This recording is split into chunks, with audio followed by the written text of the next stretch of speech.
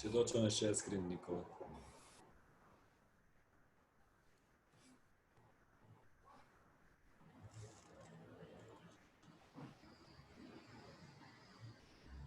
Ok, prebacujemo se na engleski. Dear all, thank you for coming to this international seminar that is organized by a regional industrial trade union. The seminar is part of European social funded project for strengthening of social dialogue. And today with us we have three interesting fieldwork stories of trade union organizing. First, we have Florentin Iancu. He is from Romanian Trade Union of IT Workers. Then we have Bora Memaj. She's a member of Organizata Politike from Albania. And we have Andraž Mali and Gregor Kašman. They are members of NGO Cedra from Slovenia. Also with us there are Zana and Slavica. There are our translators. So thank all of you for coming. And maybe we should just get to the point. So Florentin, as I said, president of Romanian IT Sector Union, you have 30 minutes, 35 minutes, and then we have about 10 minutes for questions. Nicola explained it. If you have questions, raise your hand. If you are listening to the translation, just write in the chat and I will translate to you. So Florentin, the floor is yours. Thank you, Jakov. Nice to meet you. Nice to meet you all. Nice to see you all. I'm very happy that eventually we could hold this seminar, and I want to thank you to the organizers for inviting me. As it was said, I am the chairman of the National IT Trade Union of Romania, and I thought that because of this context of today, I'm gonna do a presentation also regarding what are the digital measures that we have taken during this pandemic and what are the kind of tools that we use to engage with our organizers, with our union activists, but also with members and how we more or less transformed our union with all of these tools. So I'm going to share my screen yeah. Can you confirm it's okay? It's okay. Okay. So, back a couple of years, we were a rather small company union. We were born as a union within Alcatel-Lucent back in 2009. But starting 2015, we had a decision internally that we would like to transform this union into a sectoral union.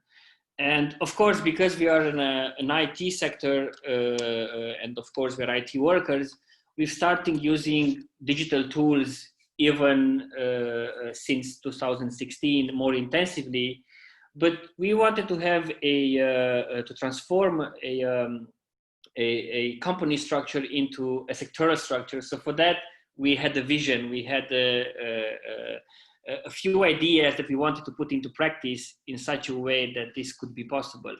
So obviously, first one of them was to grow and stabilize our union structure. So this is basic organizing. So we realized that in order to be capable of achieving such an important goal, we would need to do things differently. We need to approach more towards our structure, and then to be able to act and react in social dialogue with the companies in order to build our membership. So we turned to organizing back in 2016, and by organizing I mean pure organizing, which is involving members at all steps in our activity. And I will show you later on through a series of examples how do we do that. Secondly was a bit of changing in terms of how we behave in the coordinating team. So we wanted to engage, manage, and monitor union leaders, activists, and organizers differently. So here is the part where we use quite a lot of digital tools. We use them for quite a while now, and when the pandemic came, for example, with us, there wasn't that much of a difference. But in terms of building the union, this was something which was key for us to have a very flexible organization, but also to have the capabilities in order to engage and monitor with our leaders across the country, in different companies across the country. Sometimes you would need to react really, really quickly. So this was something that was essential for us. Now, another part of us was more or less looking inside of us, looking at who we are, how we can reshape who we are in order to be not necessarily the word more attractive, but to be, in time with the current realities, with what people feel about when it comes to this type of organization. So we've pushed a lot to increase our transparency. So the way we inform, the way we communicate, the way we discuss with members, how informed they are in all steps of what we do. Democracy, which is basically, we try to eliminate any let's say, a power in a structure or or with a position. But mainly it was to involve members into the decision-making process, especially when it comes to decisions that affect them. For example, collective negotiations. So we thought how we could involve them more into this decision-making process in order to be able to participate more, and take responsibilities more in terms of what is happening with their working relations, and especially again in collective negotiations. And of course, participation within the union. We always hear like, the union is a structure which is somewhere outside of, the working place, or like a third party. And you always get this question, what is the union doing for us? What is the union not doing for us? So we wanted to eliminate this through participation. I can inform someone as much as I want through, all sorts of channels, but without participation, he will still not be, let's say, up to date with what is happening. So we said, no, we have to end this, and we have to increase participation. Therefore, we made an objective out of this. Obviously, this wraps up with this idea of engaging members in all of our union's activities. We had a slogan: it is their union. So we wanted to be sure that we made that possible. How we could engage them more into our activities, how we could make them feel that the union is their union, and the union is basically expressing their positions, and tackling what is most important for them, their most important issues.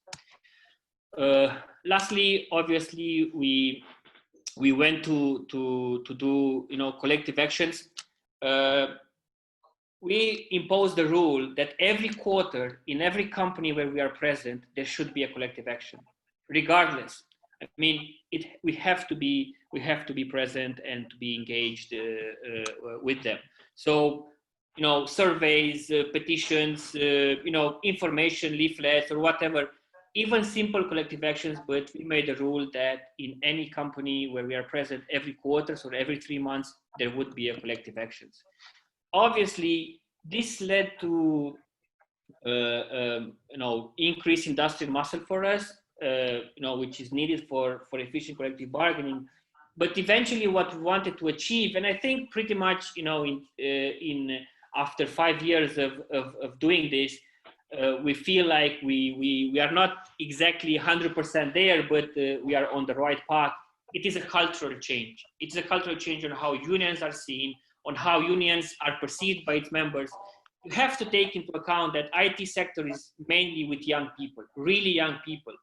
In order to engage like 65% union densities in companies, you have to redefine yourself. The traditional methods, whatever we think about unions so far, it is not enough. I'm not saying they are wrong or good good, but it's not enough. You have to reshape your structure and the way you think if you want to be attractive, and also, most importantly, if you want to engage young people into trade unions, because at the end of the day, when we negotiate, we want to be effective. And without that, I don't want to have a union organization which is, more or less useless. We have to have a union organization which is able to efficiently bargain. And that's pretty much, sums up our new approach in the last years. Now, when we started, we were in 2015, 3 companies, about 1,200 members. In 4.5 years, we are now 4,000 plus members, and we are present in all of these companies. In all of these companies, we have negotiated collective agreements, and these were their first ever collective agreements since they were in Romania. If you take a look at the names, some of the names here, these are ferocious companies against unions. Take a look at Honeywell. It's absolutely ferocious. Take a look at Accenture, for example, all of this American company, DXC. This is incredible what they do. But we also have like Indian companies like Wipro, Tech Mahindra, French companies, Atos, Nokia. I also left Alcatel-Lucent here, but this doesn't exist anymore. It has been bought by Nokia. But these are all very important companies, and eventually they sat down and negotiated with us. So basically, the key factor for all of this, obviously, is mobilization of workers through organized structures, and goes back to the first point I made, which is basic organizing and engaging of members into all of the steps. I'm going to show you in this presentation some of the things that we do in order to be able to engage these people the way we do. Some of them maybe are specific to the sector. We've been doing part of these methods also in industrial unions, like the unions that would build railway wagons, for example, or are in the automotive sector. But at the end of the day, it's all about finding the best way to mobilize workers and to engage them into the union's activities. It's interesting fact that 3 out of the last 4 of our negotiations were won on the back of either strikes or collective conflicts. And this is within the IT sector, which is one of the, well, probably even in Croatia, but especially in more to the east, like Romania or Serbia or the Balkans, it's probably the most important sector of the economy, especially for young people. So we managed to get them into strikes, which is really important. As I was saying, this involved really important companies like Nokia or Atos or Honeywell, but I'm going to speak about this a little bit later on. Now, what are the things that we do on a day-to-day basis? And, for us, digital tools do not replace the classical tools that the union should use, but this helped us. It helped us reach, more people, or it helped us reach people which are working. I don't know, we have lots of people that would work from home even before the pandemic, hundreds of them, thousands of them, but also enabled us to have an important contact within our structure, which is now nationwide. So as I was saying, it's about management and monitoring within the team. So we have a weekly call with all of the teams in all of the companies, regardless.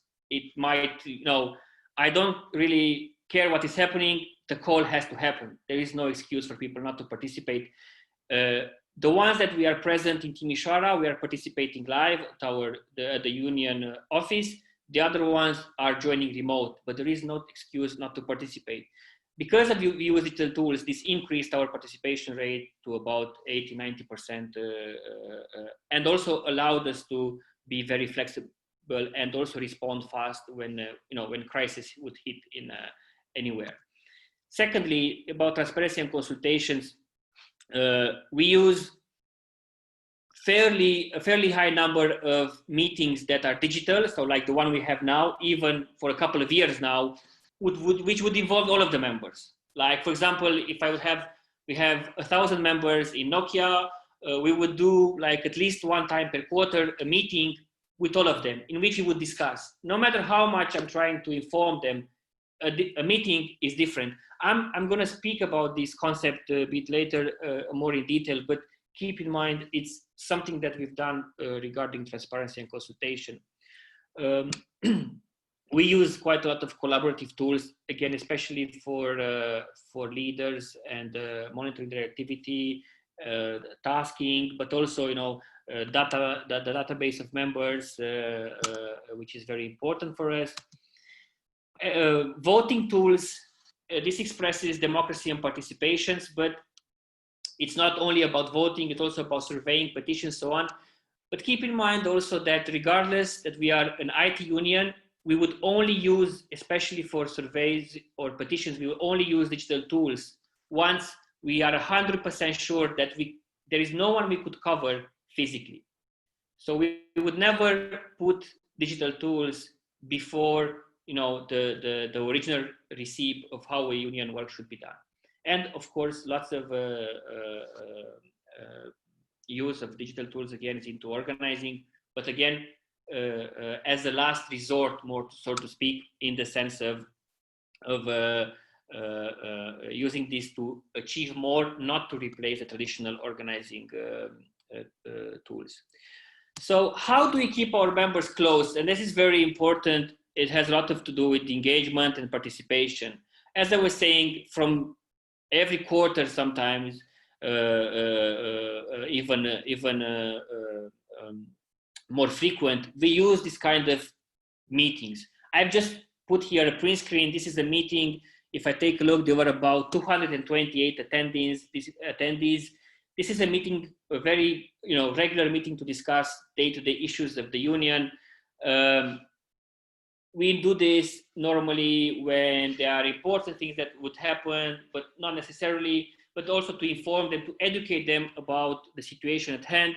And they are discussing among each other, they are discussing with us, and everyone is very involved with the subject. Because sometimes you need to take some decisions, or sometimes you need to ask some questions. We combine this tool with another digital tool, which is Slido. It's a voting tool in order to be able to vote.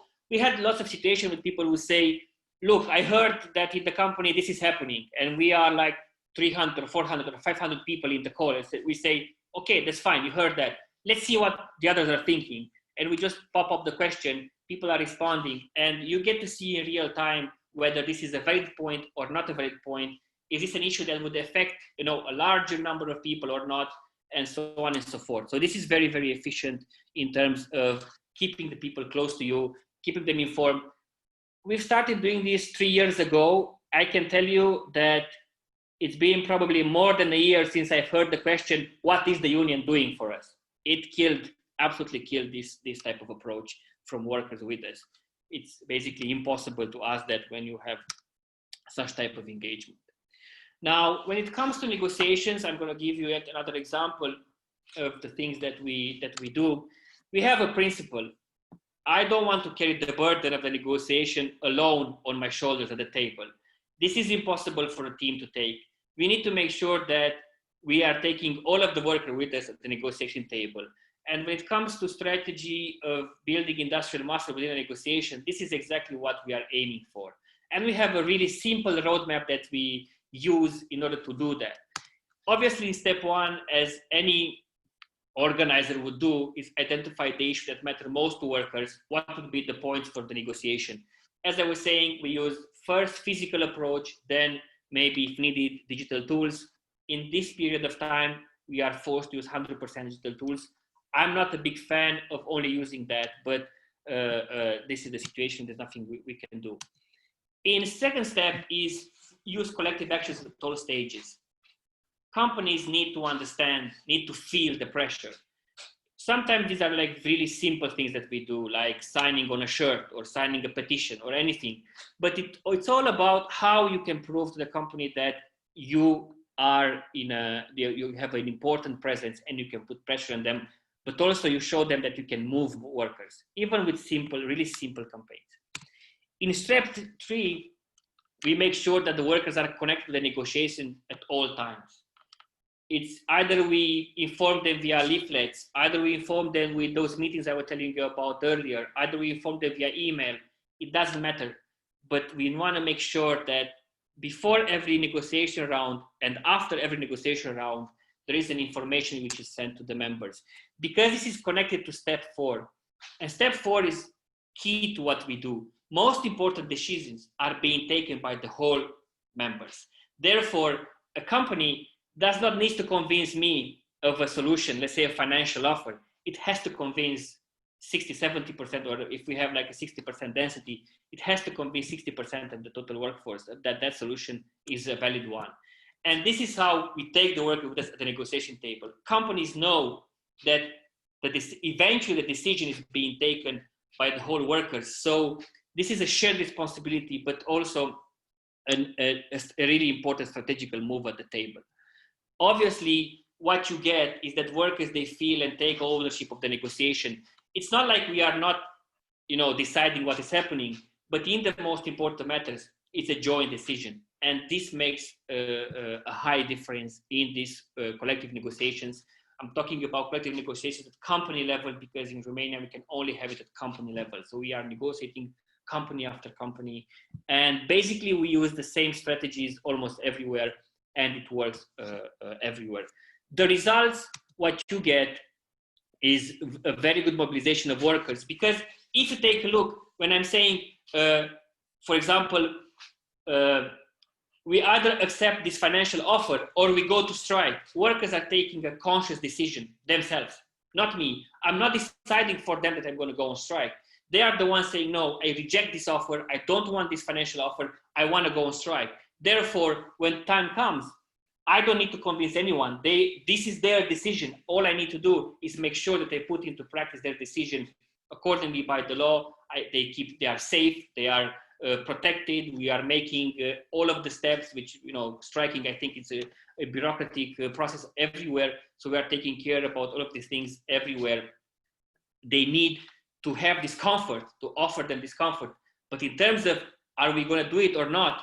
There's no more question about it. You have here below the last strike we've done last year, which was in Honeywell.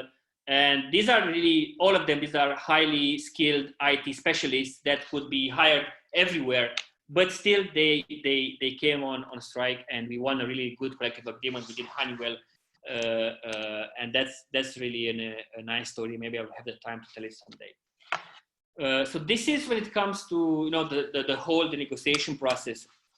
I won't insist that much with this slide, because it's more the things that I've already said. Again, this is how, this is on the left side, we have the tool, the digital tool that we use in a specific company. Then we have like a format of the surveys that we use electronically, but they are exactly the same as the one that are printed. I just want to highlight the most important points they produce. So one is participation. It's a shared responsibility, as I was saying, which is really crucial, especially when you are dealing with big companies, but also collective negotiations. It changes a little bit the understanding of the union. It's a collective decision. It's a collective power. I remember the first time I used this, people were confused in a way. They say, are we the ones that are going to decide? And we said, yes. And what is the vote? Regardless if I believe it should have been different or not, I will sign the contract if the vote says to sign the contract. If the vote says we should go on strike, we will go on strike. And they were very confused, because it was something really, really new that they would never experienced as workers, and that they felt the power right there in their hands. Obviously, this is a major cultural change, and I can tell you without bragging that we are really a tough adversary at the negotiation table, and it is because of this, mainly because of this. When it comes to greenfield organizing, I just wanted to highlight a little bit on what we currently do because of the pandemic. So now we are using like Facebook searches in order to find people that would work in a specific company. It's not that easy, and the conversions rate are not that impressive as you would do regular organizing, but for now there's nothing we can do. So we are using not necessarily only Facebook, but let's say Facebook is the most important one, social media. Instead, what we do is we rank a little bit the context based on their Facebook profiles. Now, people would share all sorts of things on their Facebook pages. So what we do is we have our organizers look at that, trying to figure out, is this left wing, is this guy right wing, or is this pro management, or is this pro companies, and we're trying to build a ranking, because we want to contact the safest first, and then the ones with the highest rank of highest possibility of answering back to us, but as much as possible.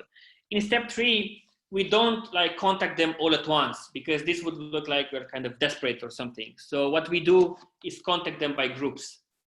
and then we contact like 10 or 20, then we wait for a while, then again another 10 or 20, then we wait for a while, in order to have this process a little bit controllable, but also again not to look like let's send to 300 people the same message, see what happens. It doesn't necessarily work like that. In step 4, we have this one-on-ones with potential activists via all sorts of, from WhatsApp to whatever you can think of. And obviously in steps 5, we are trying to organize group calls with potential activists that would later on become our union committee and start building our structure. In Romania, in order to be able to collectively negotiate, you have to maintain, not only achieve, but also maintain a 50% plus 1 union density inside the company. So this is high, and this requires lots and lots of work all the time. So far in the companies that we are present during this pandemic, as you can see, the results are not extraordinary, only about 30% responded, but still it's enough at least to start moving towards an organizing committee, and later on towards an organizing that particular company. I'm still a fan of doing things classical, so I'm kind of waiting for these rules to disappear and we get back to what we used to do. Again, just a bit about the greenfield organizing. It's obviously for the team of activists and organizers who have to use digital tools again. Something which we have developed, it's an online membership form with signing option. This was developed entirely by us, and I'm going to show it to you how it works. We are currently deploying such online membership forms to several unions across the globe that have asked us to do that for them. And it's really interesting to see, how other unions are doing this. But this enabled us a lot in the sense of making very comfortable, especially again for young people, to join us. So this was entirely developed by us, the online membership form. This is how it looks like, the ones that we are now currently building for different unions across the globe. Obviously, this is just an example, but in the square over there, people can sign with their finger, and we have a nice PDF form, exactly like we would have it in real life. So this is very important and helped us a lot. Hopefully it will help other unions too. The system automatically builds you a database with the member, very easy to use for union officials. You don't need IT background for that. And obviously this helps maintaining control and having a visibility of a structure much easier than in other cases. There are some principles that we use in greenfield organizing. One of them is that everyone should be a union activist. So basically what we do, we are trying to involve, as members join in a campaign, we are trying to involve them as much as possible into our organizing campaign. So what we do, again, we are using digital tools to discuss with them, to contact them, to invite them to our meetings, to participate in our surveys, so on and so forth. But the key factor here is to encourage them to invite also co-workers and create what we've called opportunities for digital collective sign-ups. And a digital collective sign-up is like when you have a digital meeting, a big meeting using digital tools like Zoom, in which they're participating both members and non-members after you've mapped them, either know that you knew them or either they were invited by their co-workers, and we encourage them to join. But actually, not us, is their co-workers encouraging them to join, and it creates this opportunity of collective sign-ups, obviously using the online systems. This was highly efficient in lots of campaigns that we used. This is something that some workers developed. They say, look, this is how we should present this, like effort versus benefits, so on and so forth. This is basically us trying to get in touch with the collective imagination of workers. And, it's like it's like a really massive resource at our hand that we sometimes as union do not think of using that. Just asking, guys, I don't know how to approach some of your colleagues. What would you do? Because you know them better than me. And, you get already lots of answers and things start to move. It's something that we are trying to constantly do. So make sure that everyone is involved into our campaigns. I was, I talked about the digital collective signups. Just a few figures. When we had a campaign in Athos, for example, in 2017, roughly close to 1,000 people joined using this type of approaches. So it is highly efficient. When we had the campaign in DXC 2 years ago, the same. Lots of people joined during this. So it's something that we are constantly using. Maybe this is something specific to us. I don't know, but I would say the idea of reaching as many workers as possible, but also involving them into the campaign, I think it's something that could be used in regardless of the sector. Just a few things about what we are currently developing. This is a bit more tech, but we want to develop like a union platform.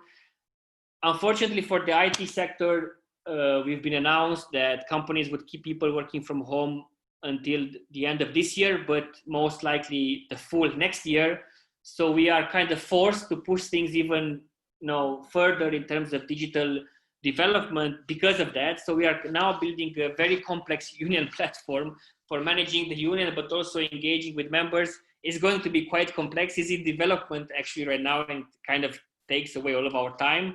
But I think it's going to be very interesting in the end what will come up, because you don't have like IT people doing union work every day. So basically this is going to be something, hopefully something useful for all of the unions, not just us. We are going to develop like a new joining form, because now when people will join, they are also going to be like an account. They will be able to pay their union fee much more easily and lots of other stuff. I don't want to get into more technically, but it's going to be very versatile, that's for sure. And there's going to be like a personal space, which is going to be customized for union leadership, organizer, just activists and simple members, where we will try to interact with people. But as far as I'm concerned, I'm trying to keep our committee to not push things too far. We still want to keep the personal connection, and we don't want to make it too easy for workers, because when you need to mobilize, you can't mobilize virtually. You need to mobilize on the field, and we need to keep that in mind all the time. This is just a little bit on how it will look like. This is my personal space. It's currently being built. I will be able to see in real time how many members we have in what companies, what are the monthly fees, how many events are we currently having ongoing, and lots of other stuff. So I will be, this is the union in one screen entirely. If I will go to a specific company, here it is going to be populated with the members, in how many activities they were involved. If I want to contact someone, if I want to invite someone to a meeting, if I want to do whatever I want, this is going to be possible. So as I was saying, it's a bit, it's a lot, the things that we want to do. And it's going to be 100% union oriented. So we'll see what will come up. As I was saying, it's still work in progress. We haven't finished it. And I think we won't finish it probably by the end of the year, hopefully by the end of the year. But still, I can't emphasize this more. We don't want to turn this into something which will replace us as people. Lastly, some of the milestones in Romania. We've been innovative from the very first day that we built this union, and this was seen not only in digital but in all other aspects. As you saw, and something which I always forget to mention, when it comes to digital and technical, our focus is very limited to what happens outside of the structure, but it's highly intense inside of the structure, which is a bit the opposite of what unions normally tend to do. When I say digital, they think, oh, let's build the Facebook page, let's build the website, let's build that or that, not necessarily looking how these digital tools could help inside of the union. Lastly, I want to finish just with my personal views. So because again of these times and this push into digital, yes, we can reach the unreachable, and that's a strength. Definitely we can reach the unreachable, and there are various sectors where we can do this, not only IT, but also it's a very high weakness because I feel it today. There's a decreased visibility and human connection, and these are things which are essential for us. If there is the first thing that comes into mind that differentiates us between companies is the empathy that we can show to people. Companies are cold and impersonal. Unions are warm and very personal. We need to make sure we are never losing that. Opportunities in the sense that some unions which are more conservatives, regardless if they like it or not, they will have to redefine themselves. I think it's obvious today. And lastly, the threat, obviously, as I was saying, let's not forget who we are, because if you become too digital, then it's definitely an issue. So I think that's all from my part. I hope you enjoyed it, and thank you to the interpreters for bearing with me. I sometimes speak very fast. And again, thank you very much. Thank you, Florentin, for being so precise with the time and so clear with the topic. It was enjoyable to listen to you.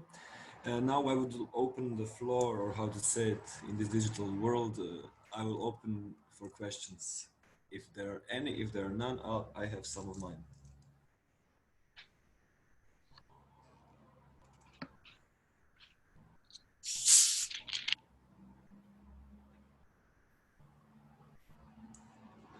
Susana?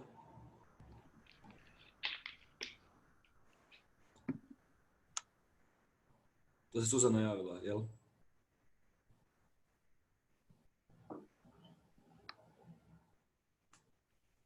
Nikola. Okay, there were some hand, but from Susana, but I'm not sure. Was it just a mistake? I think Susana just gave an applause. She applauded you. Okay. You can do that. Florentin, thank you. I have you mentioned something that really interests me. You mentioned that you have to have 50%. I didn't understand it fully. You have to have 50% plus one density inside of the company to not just to make a collective bargaining agreement, but to exist as a union, to be taken seriously. Yes. So you have to have 50%, and I have to maintain that. In the company, yes, and I have to maintain that all the time. So if I negotiate something today which is signed, and tomorrow the company can prove that I no longer have 50% plus one, they can denounce the contract, and they are not obliged to respect it anymore. So it's a huge pressure over us. This is why we are pushing so hard into all of these directions. Without anything, all of the things that you see, you can't keep up such a high density. Even in the IT sector, you have, in a normal company with 2,000 workers, you would have at least 300 to 400 people leaving the company per year. And you need to replace all of those people. So this is a constant struggle. So yes, I need to maintain 50% plus one density at all times. This is pretty harsh labor law framework. Look, we use this in our advantage, basically, because on once I can tell to people, look, if you want to be represented, if you want to make a difference, this is the threshold. It's not mine. We can't change it. We need to push for that. And sometimes it helps with people that will say, I don't want to get involved into anything, but I'll still sign up because we want to have the threshold. But it's still very, very difficult. The most difficult part is to reach from 35% to 50%. I have, in the last 9 years, I have analyzed how much time it takes for a union to build from 0 to 5%, 5% to 10%, 10% to 20, 20 to 25, 25 to 35. And the last mile, 35 to 50% is the most difficult one, because then you need to enter into the people which might be team leads or managers. You need to enter into the people that might be hired because, they have friends in the company with someone, scared people, all sorts of, all of the other categories, which are normally they wouldn't join a union.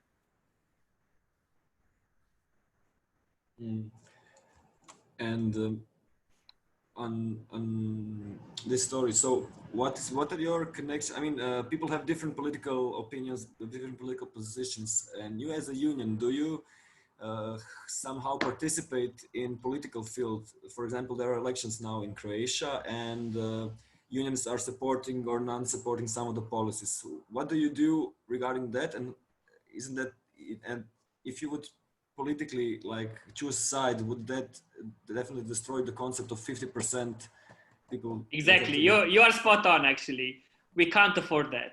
We have to keep a very neutral balance. Otherwise, we will implode. I have people in the union which are aggressive libertarians, for example, or highly conservative people. When I also have, you know, on the other side too, really from communists, Trotskyists, whatever you name it. And this is what makes it unique in a way. But we can't afford to take sides. This would kill us actually. Our debate is only towards the workplace issues, and that's it. And we are only attacking, but very delicately saying attacking in public when it comes to decisions, regardless of the political party, that would affect labor laws.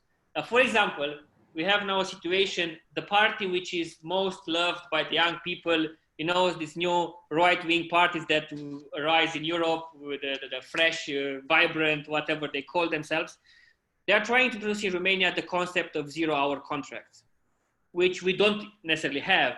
And, you know, this basically made, especially our members, but even young people, they implode in their heads. They can't understand. On one hand, they love these guys because they look like young or whatever. On the other hand, these are the ones that they want to, excuse me, fuck up their working conditions, right? So they don't really, they know their heads like starting to explode. And they come to us saying, what should we do? Who should we vote for? And we say, we never took political sides, but if this kind of contracts will come, you as young people will be the first one to be affected. You know, there's those ideas that you have to be always on standby. I will call you just whenever I need you.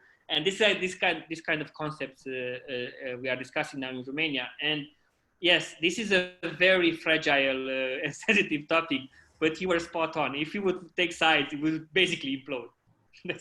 that's yeah. But you also cannot be neutral. Yeah, it's difficult. You know, in elections, there are parties coming saying, we want to talk to you guys. And then we go and meet together and we say, what should we do? Well, should we meet anyone? Let's say we either meet all, we meet no one. And normally the vote within our structure is that we meet no one. Because, you know, they're so fragmented. Anyways, it's a shame because it's really a very trustworthy organization and people value the opinions, and we could shape even more, especially the young generation, but then we will lose the other fight with the employers. So we are caught in the middle, actually.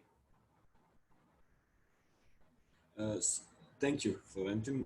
I mean, it's a fucked up position. Yeah, no. Milos, I mean, but as I said, you're turning this to your advantage, and this is, I mean, congratulations.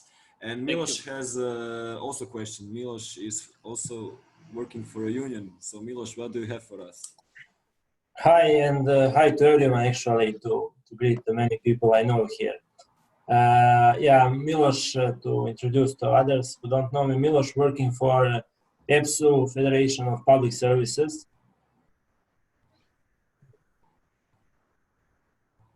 Okay, here double translation. Okay, I hope you hear me well. So working for, yeah, as I said, EPSU, and I have a question for Florentin. So about the digital tools that you are using, are you paying for those, or you have created them by yourselves because you probably, I guess, have people who can do that, or you are paying for that? And how much are you paying for that? Like how this package would cost? And secondly, before this crisis, before we went fully digital, did you had like one person or who was working with that? How much time would take to organize and to, you know,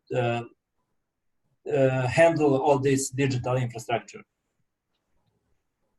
Thank you for the question. I think it's very relevant to everything I've said, and I should probably put a slide with these informations too. So we are trying to use as much as we can the company's infrastructures. So basically companies will also have digital meetings. So if possible, only if possible, we would try to use their infrastructure. So we won't pay, especially if you want to have large meetings with 1,000 people, for example, that would cost a lot. And if companies have these kind of tools, we are trying to use them as much as possible. If it's not possible, we are also using Zoom, and you know the prices of Zoom. So we have a paid account and we use that.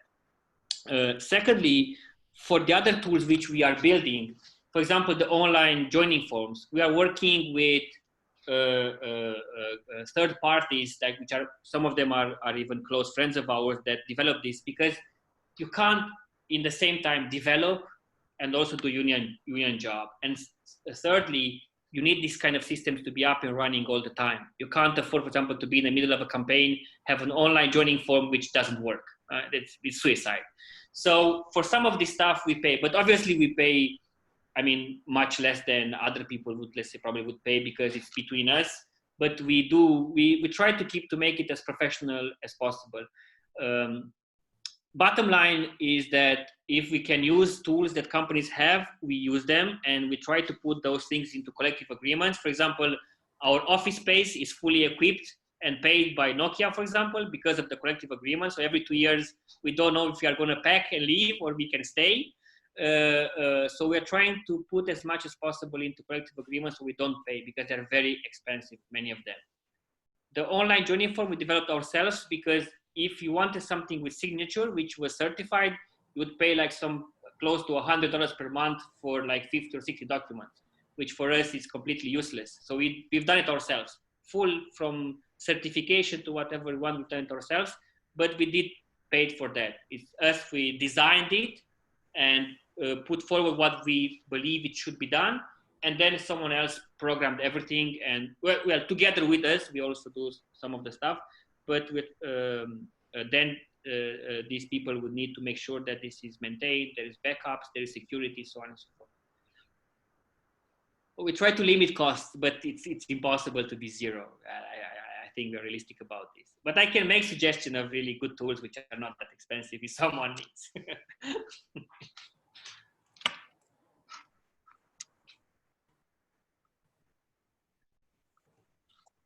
Can I just jump in so did you have a person working on this, like full time or something? No, it's us, it's just us, because this is where our background comes in handy. We don't need to have like someone dedicated. We can, for example, I take care of all of the parts with the online joining systems. There is another colleague of mine who takes care of all of the database systems, so I don't know nothing about what is happening there, and I don't want to know anything, because so we try to divide the things as much as possible, but there is no one, we don't have anyone as a paid personnel by the union. Everything is volunteer that we do, so we do it ourselves.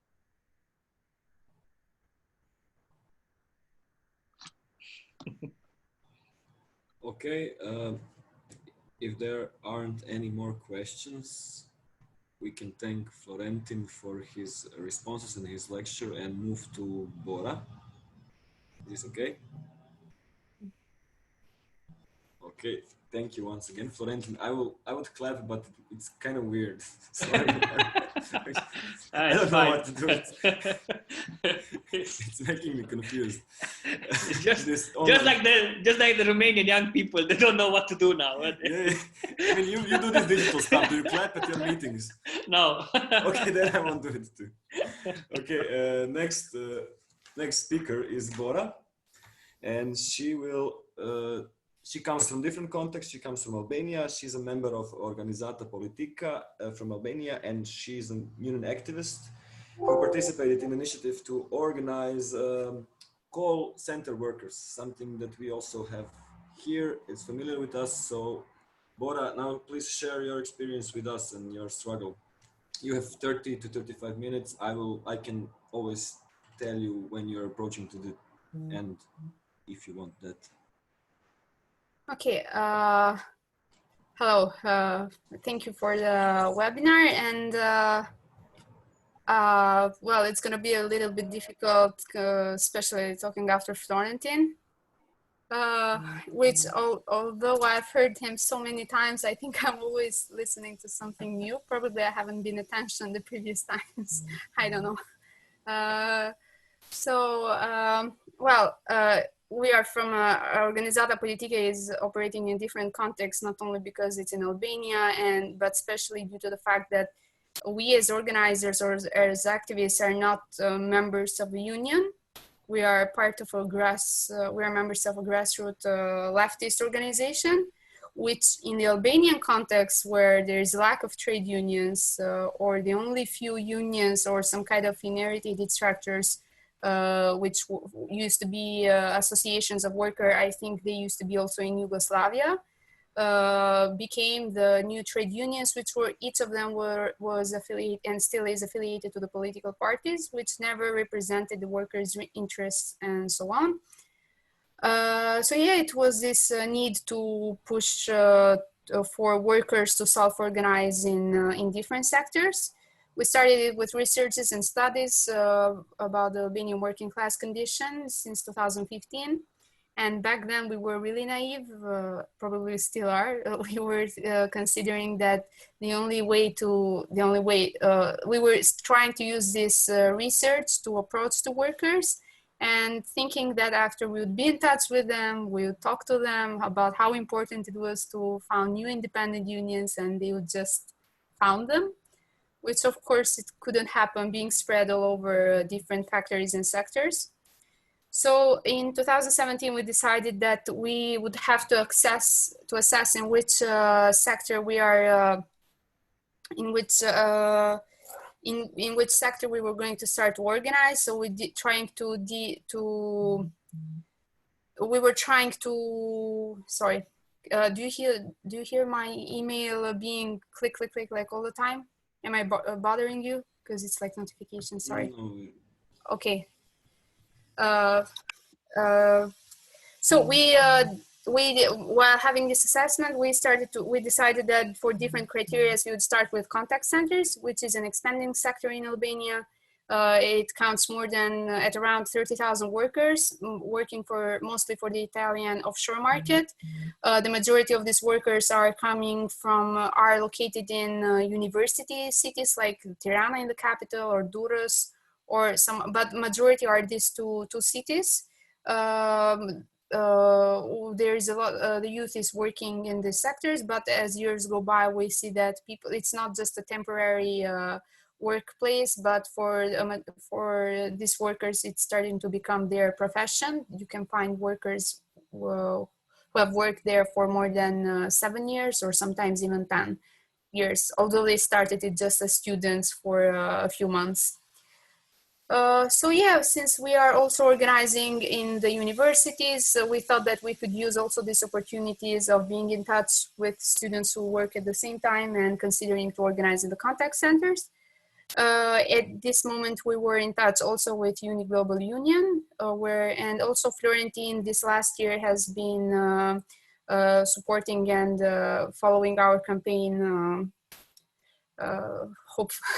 this last year. Like, seriously, I would really like not to hear about Florentin today. I see him at least every day or twice per day, as I'm going to see him now. So I'm not going to talk about this anymore. We started in 2018. In the very beginning, we were considering going in the 10 biggest call centers, but we were trained by Uni and decided to start with the teleperformance campaign, which is happening globally. And so we decided to start with teleperformance as for a start, but we were going to do underground organizing. We were trying to use different tactics and strategies which we were trained by Uni Global, and we started with a fake survey in the workplace. We consider it a fake survey because we were not being introduced as organizers or as activists. We were pretending to be students who were going to do some thesis about the condition of workers, or researchers, often Labor Institute and so on. So we wouldn't spread any kind of, let's say, curiosity at the company, at teleperformance front front door. So by this survey, we could manage to provide more contacts of workers, to identify issues, to identify possible leaders, and also to map how many accounts there were in the company, so we could structure better while mapping the workplace. So we were having, after providing all this data, we were calling for these workers, asking just for having like a 5 minutes, 10 minutes meeting at coffee places, or we were trying to find workers at bus stops around the workplace, or following people like secretly.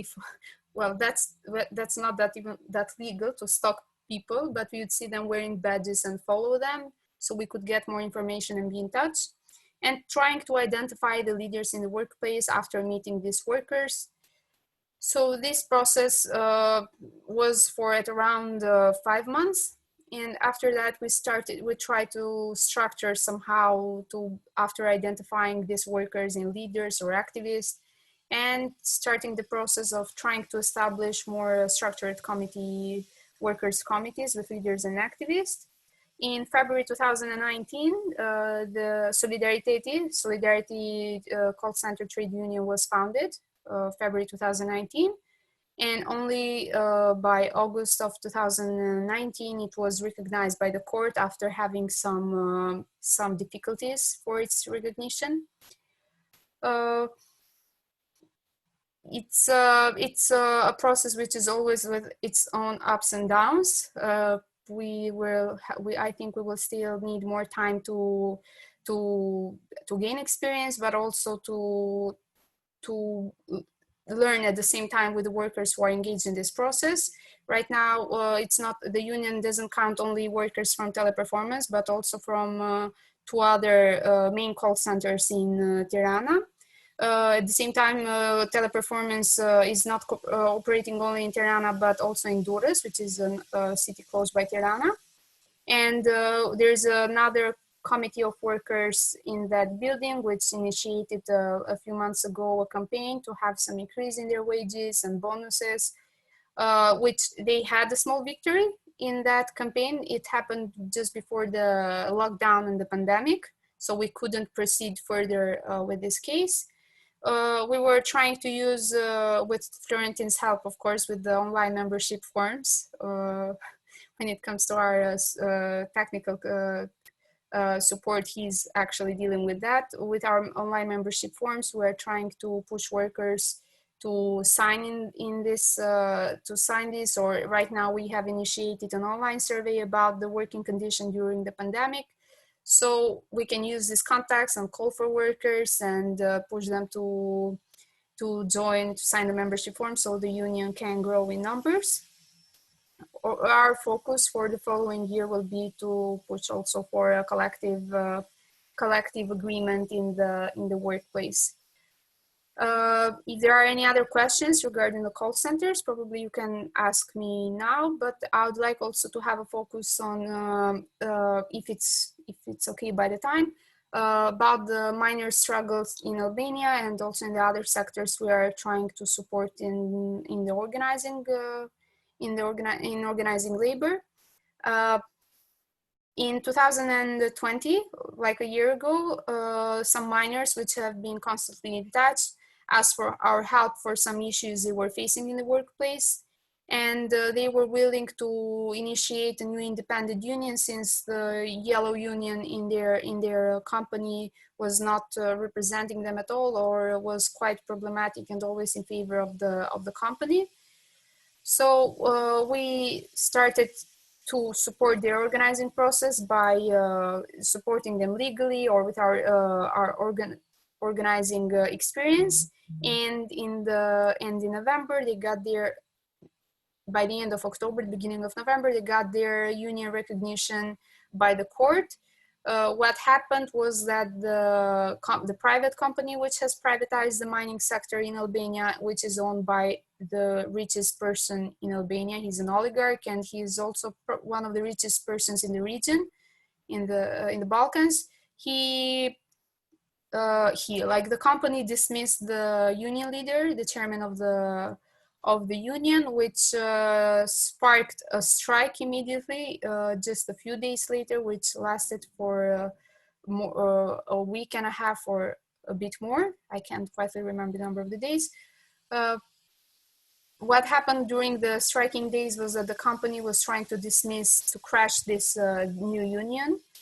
They dismissed 3 other leaders. So at the same time, we started also a campaign to boycott all the businesses and the products that this oligarch has in Albania. He owns he has privatized part of the coastline, and he has a construction company, different shopping malls, different kind of businesses in Albania. And we were calling for a boycott campaign for all of his products and businesses.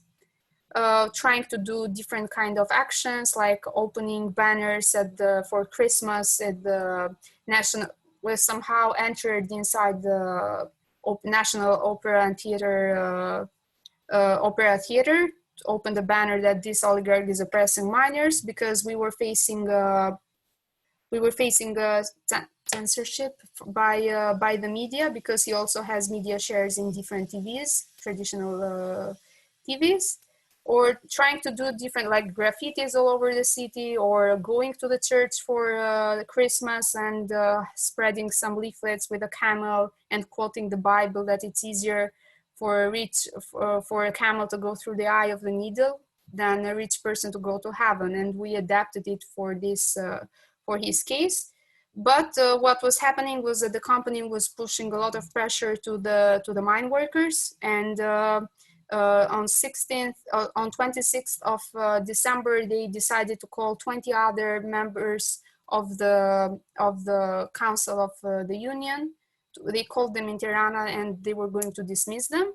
So we had to somehow radicalize our actions. So we went to this oligarch's shopping mall, and we were throwing from the second floor leaflets that this oligarch oppresses minors, so boycott these businesses. This caused some kind of scandal there. Our activists were literally kidnapped by the security, were put inside of a private room, and they got beaten up by the security. And what happened is that we are now facing charges for beating up the clients, and the company is pretending that the cameras were not working that specific moment when we demanded for the videos. The good thing was that since it brought a lot of media attention, all these actions of this campaign, the company decided not to dismiss these 20 other workers, pretending that they are not against the unions or against the labor movement. It just happened that these 4 union leaders were not working well in the workplace, and they were spreading fake news. So the aim of the new union was, of course, to improve the working conditions in the workplace. The mines are every day, like even 2 days ago, there was another accident. There are more than 40 miners dead the last 47 miners dead since this last 5 years. And the majority of them were in this company, privatizing a company in the north of Albania, where the mines are. We are trying to push for the workers to increase their membership. Although the law specifically says that the union who has a higher union density is the one who is going to bargain for the collective agreement, it didn't happen. The new union, which we supported, had more than 50% of union density in less than a month.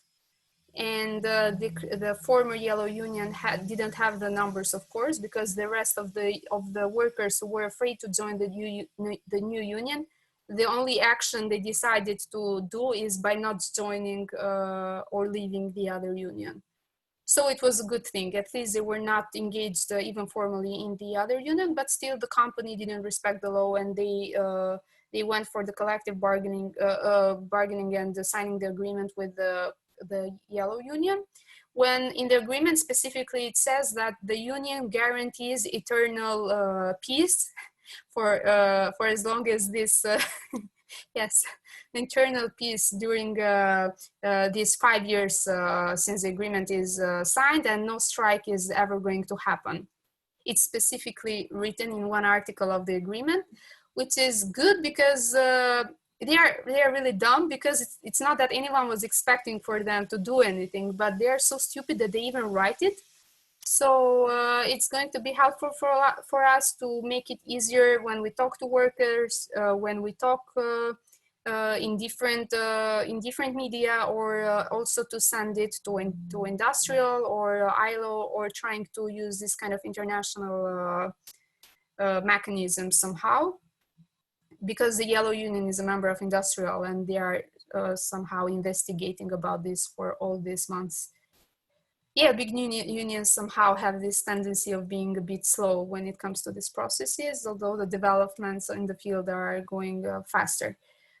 So this is what we are working on when it comes to the miners, and we were also supporting the oil refinery workers in Albania, which has, due to the different privatizations in the country, the last years they have been facing a lot of difficulties. The last 4 years they didn't receive at least 20 wages, 20 salaries. And they are in the process of being privatized by a new company. So since they were on a strike on February, because they were not receiving their salaries for all these months, we supported them and triggered them, and trying to make them realize how they should use the moment that there is no company during these months.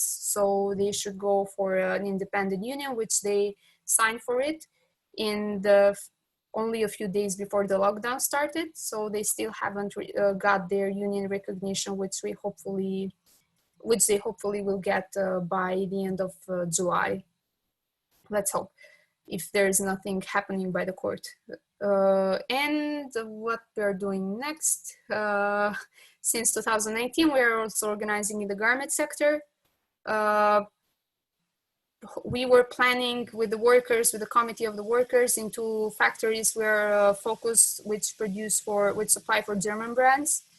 We were with the workers, we were planning to found a new union by the end of June, which didn't happen due to the pandemic and the fact that a lot of factories have been shut, a lot of workers have been dismissed, and so on. But workers are considering, the ones who are still working, that they still need the union, so they are thinking about funding it within July too.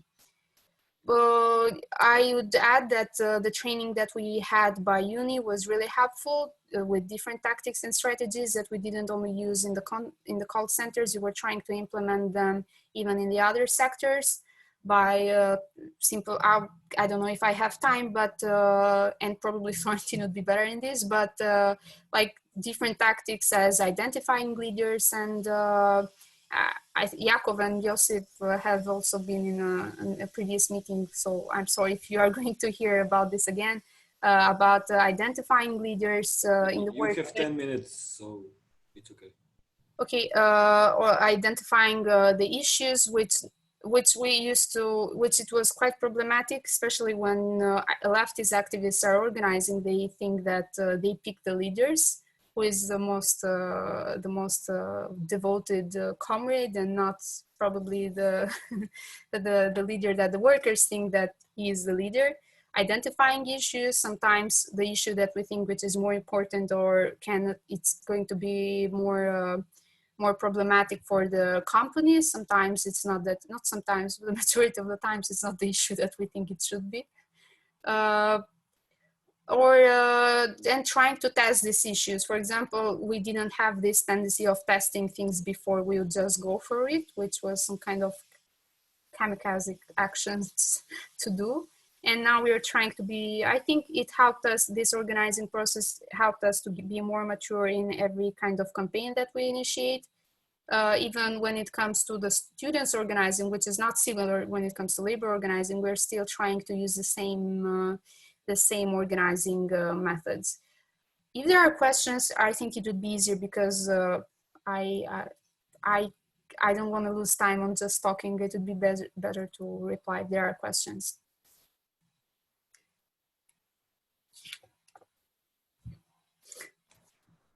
Nicola?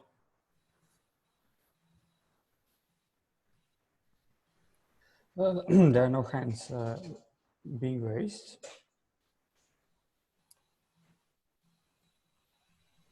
Maybe a question to Bora and to Florentin also. Bora, you mentioned the training you got from the uni. So maybe if you could tell a little bit about your cooperation with uni and how much this training help you and in what way in your organizing campaign. And maybe just a practical question, how many members of your organization are there? How are the duties and workload divided between you? Okay, I'll start with the second question first, so I can jump to the uni question. We are now, well, we have like members and activists in our organization. Activists are people who are more engaged, like, which have daily tasks to fulfill for the organization. We are 50 activists and there's around 150 something members. I'm sorry for being that, I don't really remember, because members only engage when they are free or when they can. But for activists who are 50, we have weekly meetings, each of at least, every activist should be engaged at least in one working group, either it's about the university, education group, labor organizing, theory and or media. So we have weekly meetings, we try to do planning or to see or assess what we have done good or wrong, or even think about the following campaigns or actions, but sometimes things come out, go beyond what we planned and what we expect. 2 people are engaged in call centers organizing, which are supported by uni, and 3 others are engaged in garment organizing. As for the rest, are volunteer, which they are supported by Rosa Luxemburg Stiftung and by Uni Global Union, these organizers, which are committed full-time. As for the rest, they are volunteers who go to different, they go to Bulciza's mine or in the south, in the north, or to the oil refineries in the south, because the mines are in the north, sorry.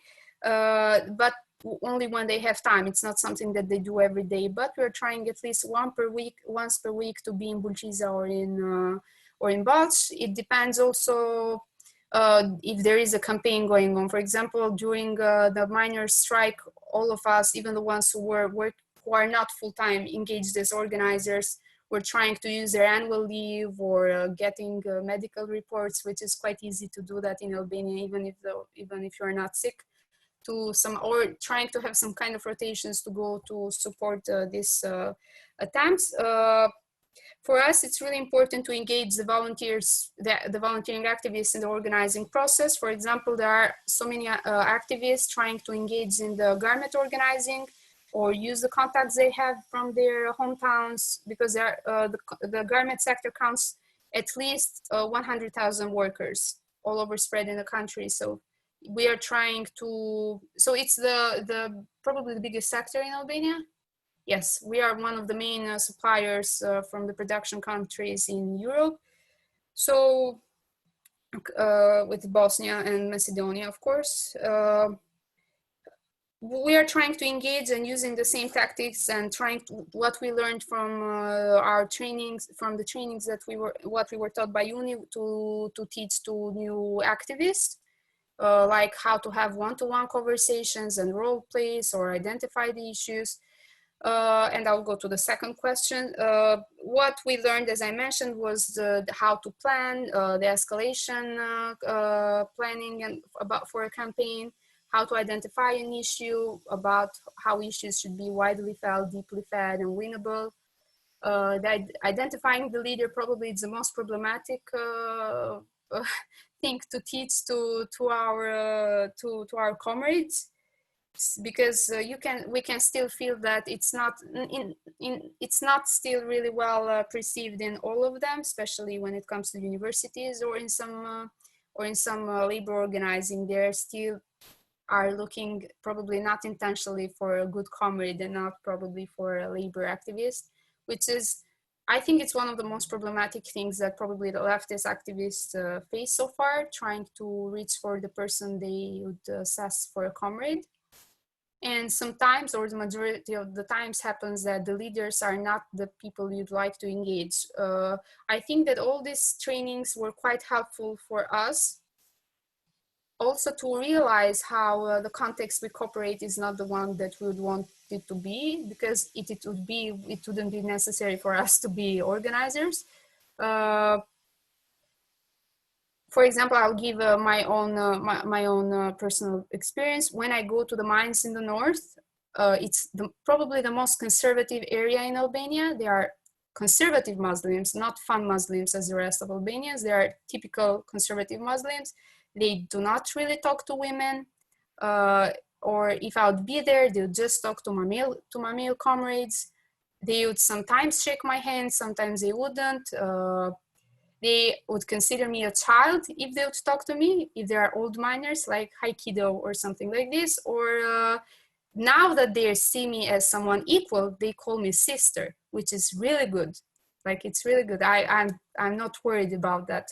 For as long as I have a conversation with them, and for as long as they trust me, and not just me, but I'm considering myself or my other female comrades, for me it's fine. The leaders in the mine sector are not probably the people we would see them in prides or in Women's March for the 8th of March, or people who we would discuss about politics with them, because they can be quite problematic, but they are people who have guts, people who are hardworking, people who are willing to sacrifice. And this is where we have our common, and this is what we actually really appreciate about them. So for as long as we have the common language and we don't have expectations from them, it's totally fine. Jagic also has a question. I just 1 minute, if I may, regarding the training. So Nicola, maybe you know it. So through uni, we are delivering there are, let's say, 2 types of trainings. One is for advanced organizers. So this is very comprehensive and takes you from, let's say, A to Z in a very detailed manner. And this is for union officials that have some sort of organizing background and they want to specialize themselves even more. But we also do specific parts. I deliver some of these trainings, specific parts of that. For example, the planning sessions, or identifying issues, or identifying leaders part, or mapping, depending on whatever the union wants and needs in their own organization. So these are very detailed trainings, and I would advise all of you guys, if you have the chance to participate, to take them. The advanced one is 5 days, and the rest of the ones can be 1 or 2 days, depending on how much information is needed. But the advanced one is like full 5 days, and it's a full day training, so it's very comprehensive. Thank you, Florentin. Nicholas said that Josip has a question. Is it true, Josip? Hey, yeah, it's true. Hey, everybody. Thank you, Florentin and Bora, for very insightful lectures. Connecting to the discussion that you had with the Florentin about this political involvement of the union, and having also in mind that basically Bora, basically everybody here from BREED came from students' movement, from initial politicization, and were very political and still are political. I would ask a question to Bora, especially, to which degree do you think you are political in your approach towards workers? Political in a sense, you know, political in a very broad, in a very narrow sense of it, in the sense that you're trying to push forward some policies, or you know, try to push forward some ideological positions and things like that. So, yeah, that would be the question. To which degree do you think you are political in that sense when approaching the workers? I didn't quite get the question, like being political, push our ideological or in the unions? Sorry, I didn't get it. Where? No, when approaching the workers. Okay, I'll try to be as explicit as possible. Yeah. So there are certain positions and approaches how you approach workers, and I know from my own experience, when approaching workers, you approach it from your own political positions as socialists, as somebody who shares a certain value system. I'm not implying anything. I'm just asking you a question. Okay, so there is this position. So when you come, you talk to workers, you know, you have certain political ideas, political values, politics that you privately or I don't know publicly represent. You know, and when dealing with workers, I'm interested in your experience. What experience do you have, and what would you say? To which degree does that help or it doesn't help? Is it complex? You know, like do you have to have certain tactics when approaching the workers, you know, and things like that? Because there are also these, I would say, pretty legitimate positions which say that you know, you have to be very you have to be very consistent on your discourse, especially political discourse, when talking to when talking with people and when trying to deal with politics.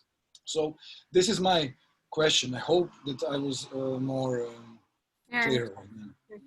And I'm not implying anything. I'm just really interested in your experience as experienced organizer.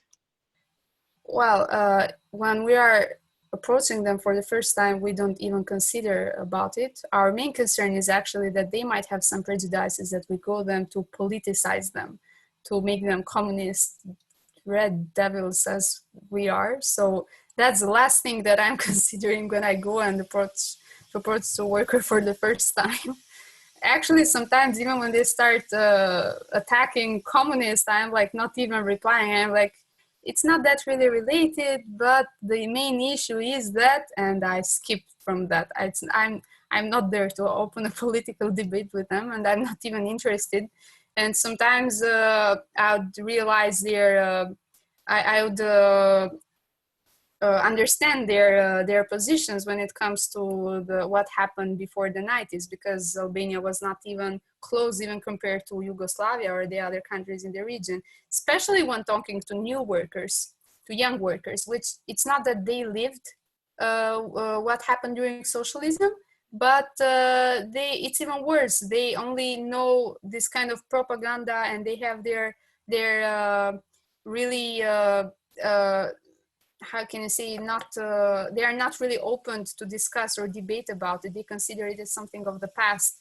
And I'm not going to start a discussion on what real communism is and what was wrong and what was right and what happened during this last 3 decades. So I'm not even going to start a discussion about that, because I don't have time for that. They don't have time for that. But even if so, if I spend time to agitate politically with one worker, I have missed so many others for the same time. When it comes to young workers, usually in the call centers or even the garments, it's not that we have at all this kind of political discussions. Our main concern and discussions are about their issues, how to solve them, how many people did they talk. If we have discussions beyond this, there are more of discussions about our personal lives. It's really important to have even this kind of personal connections, ask them about their children, about their issues in their family and how it used to be before. So having just some kind of like a conversation we would have with a friend who is not a comrade at all, and we are not interested, and we know they are never going to become political activists, this kind of conversation. It might happen that, for example, with other workers in the south of Albania, old refineries, this town is the last, it's a typical working class town. It's a town which it was founded during socialism. They can kill you for the Labour Party before the 90s. And it's the only town in Albania that you can find every May Day long live May Day. Even the municipality, it doesn't matter if they're from the right-wing party, if the mayor is from the right-wing party or from the socialist party, which is not left anymore, you still have every May Day, long live May Day. So they have this kind of, you can have more of a political discussion with them. And I can tell that they are supporting us even as a political organization, and they are also trying to mention that even in the media. We thank them for what they have done during all these years for us, for any kind of support, modest support we gave to them. So for them it's easier, and but they are also more educated and qualified workers. They were coming from the villages, they were educated, they were part of, they were attending middle school for chemistry and different qualification they received, and they knew that it used to be better back then than now. And they acknowledge it, and they say it. It's not that we even discuss, it's them saying it to us, and we might agree on something or not. And some of them follow our page, some of them have signed the online membership form of our organization to become members. They are really disappointed when we go to them to organize for, even before their strike, for May Day, or to push them for something or ask them how they're doing. They ask, we are so disappointed, we thought that you would come to tell us that you are going to run for elections. And we're like, no. So in that case, you can have this kind of discussion, but it's the context that somehow makes it easier. It's not even it's not in our focus. It just comes, it just happens. In the mines, it happens with the old miners. They are more willing to have political discussions. They are more analytical, how do you say it? Yeah. They also ask, when are we going to become a party so they can vote for us and not spend time with this union stuff. And we say that that's not our purpose, but that even if a party is going to happen, the unions will still have to be there strong, and to have in its focus workers' rights. But I've seen some improvement. For example, let's say a big change in two leaders in the mines. One of them is actually really religious, and while being so in touch with us all the time, I can see that he doesn't mind now talking to me, talking to other girls or to other women in the organization. He can joke, but he can easily be more accepting some kind of jokes, or he doesn't mind, because these kind of Muslims cannot even stay close to people who drink. He now can stay around he can stay in our social center. He once in a while says that he wants to come and visit us, and he also joined in the online membership form in our organization. He might not agree when it comes to LGBT and our position and other let's say some kind of identity stuff, but it's okay. I can see how he has improved also as a leader when it comes to having speeches and talking to people. He's one of the best work leaders I've ever seen in my life. Like, even how workers respect him. He has saved for 3 times the lives of his colleagues inside the mine, risking his own. So he's the kind of leader that everyone would wish to have in the workplace. So yeah. Okay, we have a few minutes left, and Mario has a question, as Nicola told me. So 2-3 minutes, Mario has a question. Bora, maybe you can answer them. Then we will have a break that I forgot to give you before. Mario? I didn't give any symbol for question, but Nicola told me that you have a question. Sorry.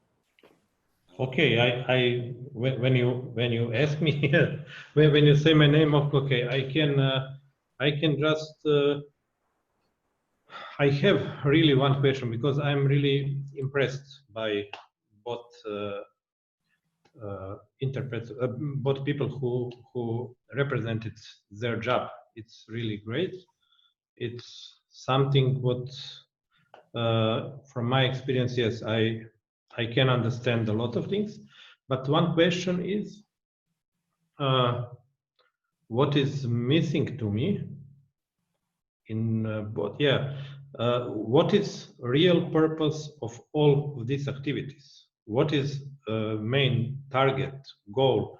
Because I don't see, I think to build some kind of vision, what we want to achieve at the end, because I think we have to overtake place from old ineffective trade unions. And for that, we have to build our own structures. And I'm impressed when I hear somebody is volunteer. But I think in long term, it's not possible. And if we will not build some kind of structures, then when you will finish with your, with your life in trade union, somebody has to take place. Will be somebody there who will replace you. If we will not build for them such kind of condition, everything good in the world is built on enthusiasm. But then we have to build something. Yeah, it is what I think I wanted to comment. And what do you think about it?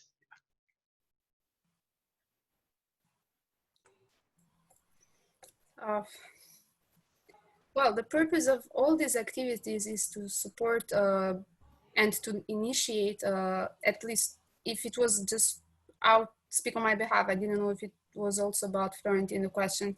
The purpose of all of our activity is the reason why we are founded as an organization, to support the workers, to support the labor movement, the absent labor movement in Albania by triggering it to be existent. It's not a matter of having some problematic unions or inefficient unions and how can we support them to improve themselves. We are discussing about unions to openly cooperate with the companies and with the state and always are against the workers. And these demands and this need comes from the workers themselves, not just us deciding to initiate some unions for as an engagement or because we want to oppose the current unions or the old unions. So our purpose, it's to have a labor movement, to have trade unions, functional trade unions who are going to work for that, not having the necessity for me or others as volunteers or full-time organizers to do this. So the best thing, the best organizer ever would be an organizer or volunteer, or an activist would be the one who wouldn't be necessary anymore in the workplace or outside the workplace, because now already the workers would have their own structure to fight for it. So someday, for example, tomorrow I'll be bribed, I might be dead, I might decide I don't want to engage anymore in this thing, and the positive of what we are aiming for is that even if what we are aiming for is that we won't be necessary anymore in this process, because workers will have their own structures to fight for it.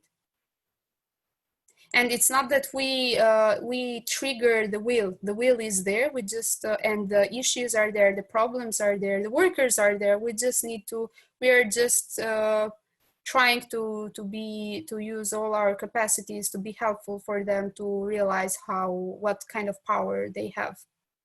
We are trying to organize power, and in some sense. Thank you. So we will now have a short break. As I said, I forgot to give you one after the first lecture. So you can go smoke a cigarette, whatever you want. We see you here in 10 minutes. Is this okay?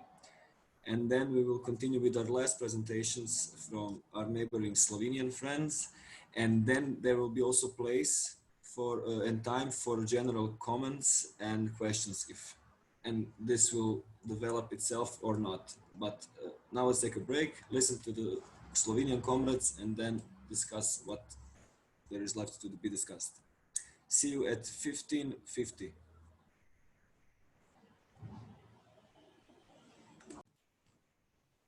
and recording is on, so we can continue. I hope you enjoyed your break. Now, Andraž from Cedra and Andraž and Gregor from Cedra will start their talk. 30 minutes, you know the drill. Questions after, and then after all, we can have some kind of wrap up and general comments, questions for all of the participants, and from all of them. Blah blah blah. Andraž, you can start. Okay, great. Hello from our side. I want to thank you to all of you for inviting us here to share our experience with you. Today we have a public holiday in Slovenia, of which we are not very proud of it because it is a day of independence of Slovenia, and we are very happy that we are now sharing forces again on a different level.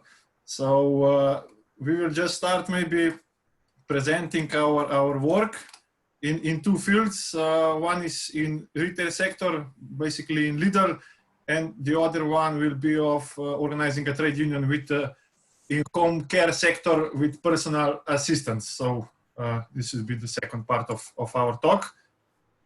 Just to share the screen. Okay.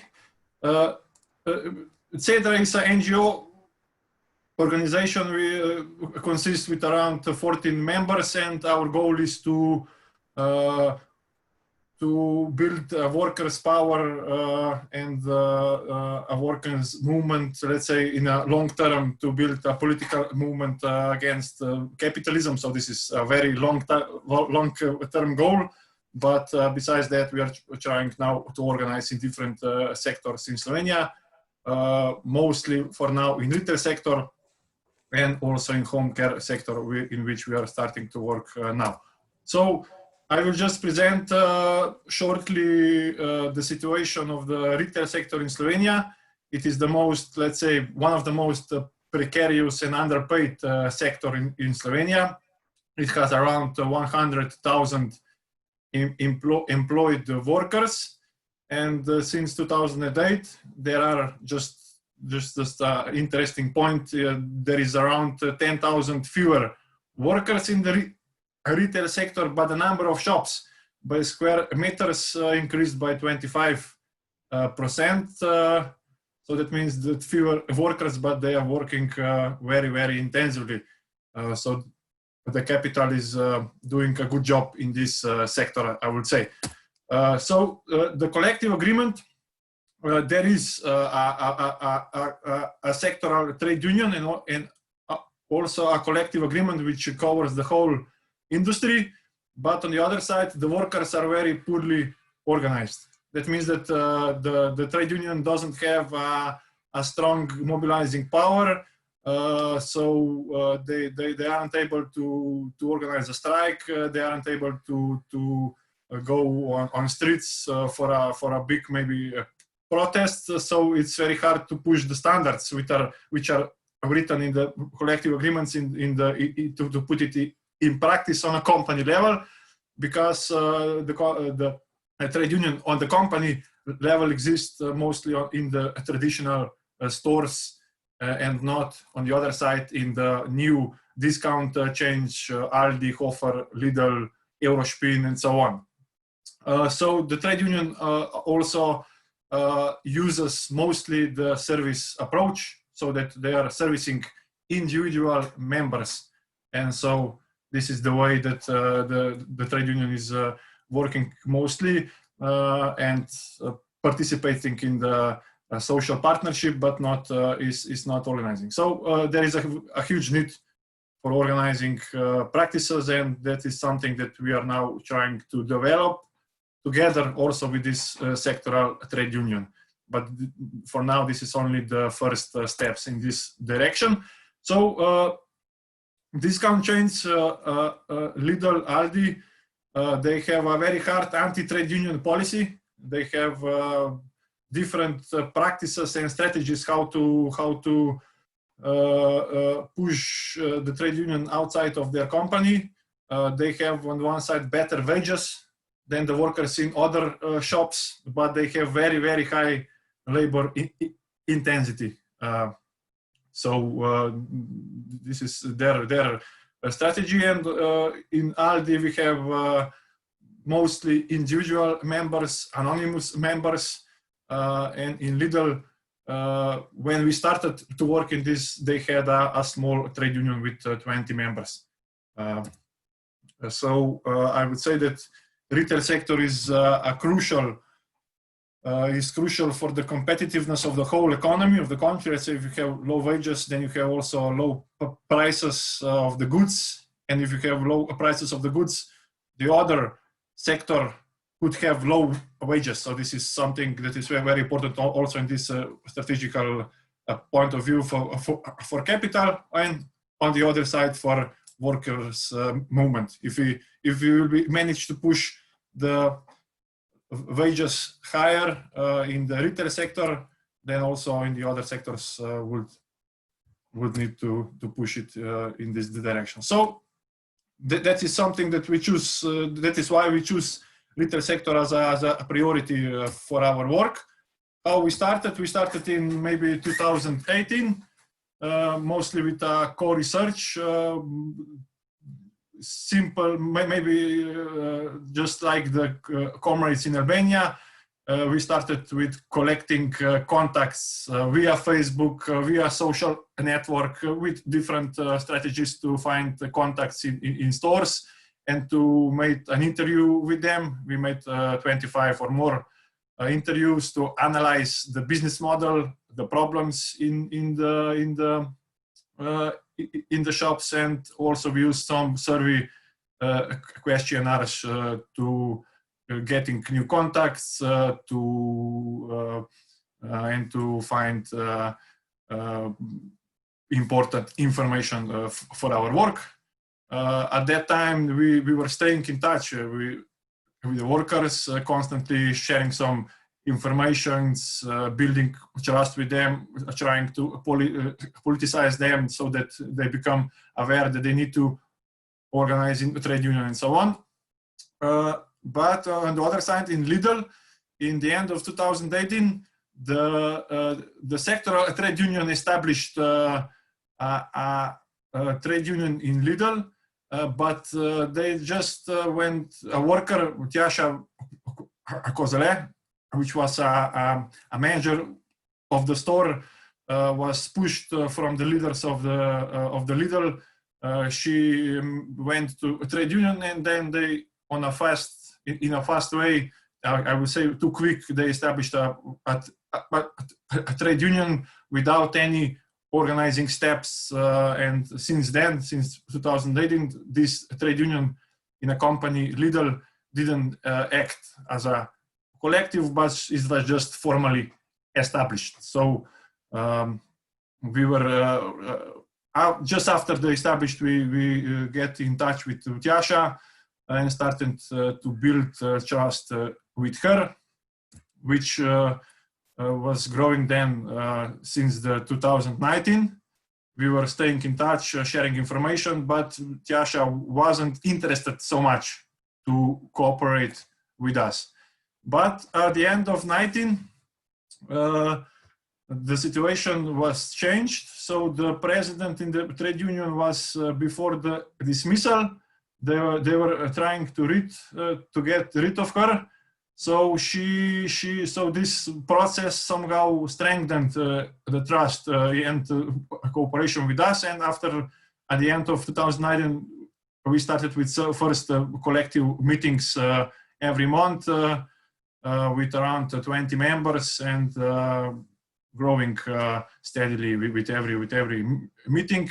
At the first meeting, we also established collective communication channels, Google groups with all the members and with the workers that were interested to become members, and also a Viber chat so that we could bring individual members together to form a collective. And we also started with some first collective visible actions of the trade union.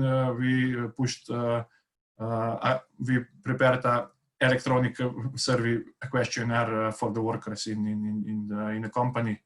That is the first step from 2018 that trade union moved towards the other workers and try to work with them. Also, we started the first discussions on the possible actions of what we need to do to support TIASA, and starting building solidarity network with organizations and other trade unions to prepare when action will be needed to support TIASA, the president of the trade union. So this was the start of basically we started with the organizing in the start of the 2020. Two turning points I would like to point on. The situation in Lidl that was moving towards a direct conflict with the trade union leader. And also I would say it was quite important, the participation of CEDRA at Uniglobal training in Belgrade. That is where we already know some of the organizing ideas and on a theoretical level, and also trying to work on it, but we didn't decide to go to use it systematically. But after the situation in Lidl was quite good, and also on the other side, this training put us some new ideas to work on it. So that is when we decided to go all in with organizing, and also to start a public campaign in support of TIASA. And after that, we put together our core research with an organizing methods that Uniglobal is putting forward. And we started, I would say, at that moment with some most crucial methods for building an active committee of workers. We started with mapping of the stores. So we started to look where we have contacts, where we have members, to evaluate co-workers and to pick out the leaders that could lead the building of the trade union. And we started to work with them on a weekly basis to find new members and to push them towards a one-on-one discussion, and we were monitoring the development each week. So the other thing is, as I already said, weekly calls with the leaders, reviewing of tasks, sharing information of what is happening in the shops, building trust, politicization, and also written reports of every call. And we also introduced the weekly meetings on Zoom with our members, maximum in 1 hour, and to put forward the collective decision making, to talk about concrete tasks of the members, and to encourage our leaders to talk with the other members and to build and to grow the power of the worker. So this is the three things that we put on it after our decision that we will go all in with organizing. So this is just an example from Uniglobal, one map of one of our stores. There you can see with red are our leaders, with yellow are the members, and so there are the ones that are against the trade union, and with the green there is the one that are potential members, and we try to work with these maps together with our leaders on a weekly basis. Okay,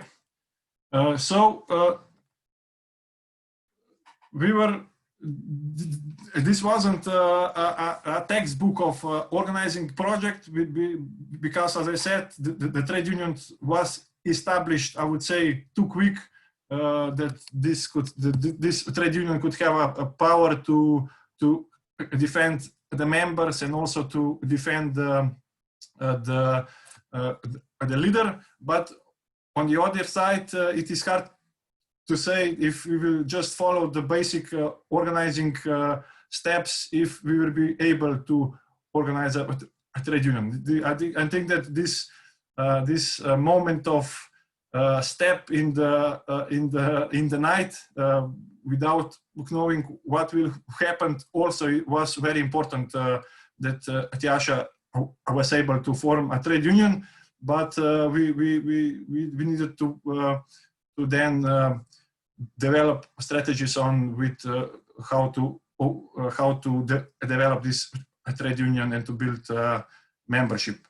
Very fast, we were dealing with we will need to deal with a direct conflict with the company. The trade union was not ready for it, but through this campaign, I think that we made a step forward. We started with the preparing of the public campaign.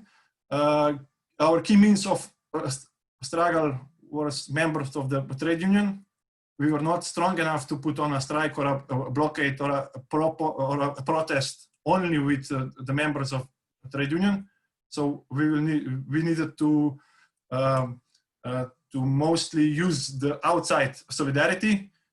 So we started to build a broad coalition and network of trade unions. We contacted all the major centers, all our comrades from different trade unions in companies, different NGOs, public important individuals and so on, so that we present our story and what is happening in it. And for this, it was very important that we already have an in-depth analysis of their business and what and how the leader is working, what are the effects on the workers, so that we were prepared to push forward the story of the exploitation of workers, of the health problems, and all of these different kind of problems that exist in the company. And also we were starting to use the network of comrades in different media, in TV, or also in newspapers, in which we had some contacts that we meet with them and prepare a strategy how to push forward our story of this. So firstly, we also planned a press conference, a protest and blockade of the warehouse, but right when we started to work on this, the coronavirus stopped everything and changed the terrain on which we were preparing our campaign. So that after that, we needed mostly to go on to work via internet and so on, and not so much with mass meetings and mass gatherings. So this was a problem for us, but it is a situation as it is. So what we started a public campaign, so building support and building pressures with everything that was available to us. We started, as I said, with informing trade unions, and then with a public campaign in TV, articles and so on. We prepared interviews with Tjaša, with trade union, also with CEDRA members. We started to mobilize our network with solidarity letters that were sent to the leader of the company, and with a threat of a boycott. If you will dismiss her, we will boycott the company and so on. We started a petition in support of Tjaša with more than 4,000 signatures, and we established a Facebook page to mobilize public in this field. That are the things that we do. Also, this is a Facebook cover for it. This was quite a month or so. We were also very actively engaged in the mobilizing of the workers, talking with them, informing them, and just building a pressure in every field. So, okay, this is the petition, 4,600 signatures. This is the photo of Tjaša. So the current situation was on the war side. after 2 months of struggle, let's say, Lidl took the decision and dismissed Tjaša. So they were talking, they were making a decision on it, and after the struggle, they go all in with their decision. But the campaign took Lidl, I would say, totally off guard. They weren't expecting such a campaigns against it. They were for a few weeks totally exposed and pushed back to fight. They didn't know how to answer. So the first weeks of the public campaign was mostly on our political line. And after that, they employed a well-known trade union busting lawyer for public relations, but still I think that they were quite in a defensive position, and this struggle became quite a national story. And I think that most important is that a collective of workers went through a first concrete struggle. We used this campaign to build membership. We went from, this is not a huge number, but from 20 to 80, and they all were prepared to lose Tjaša.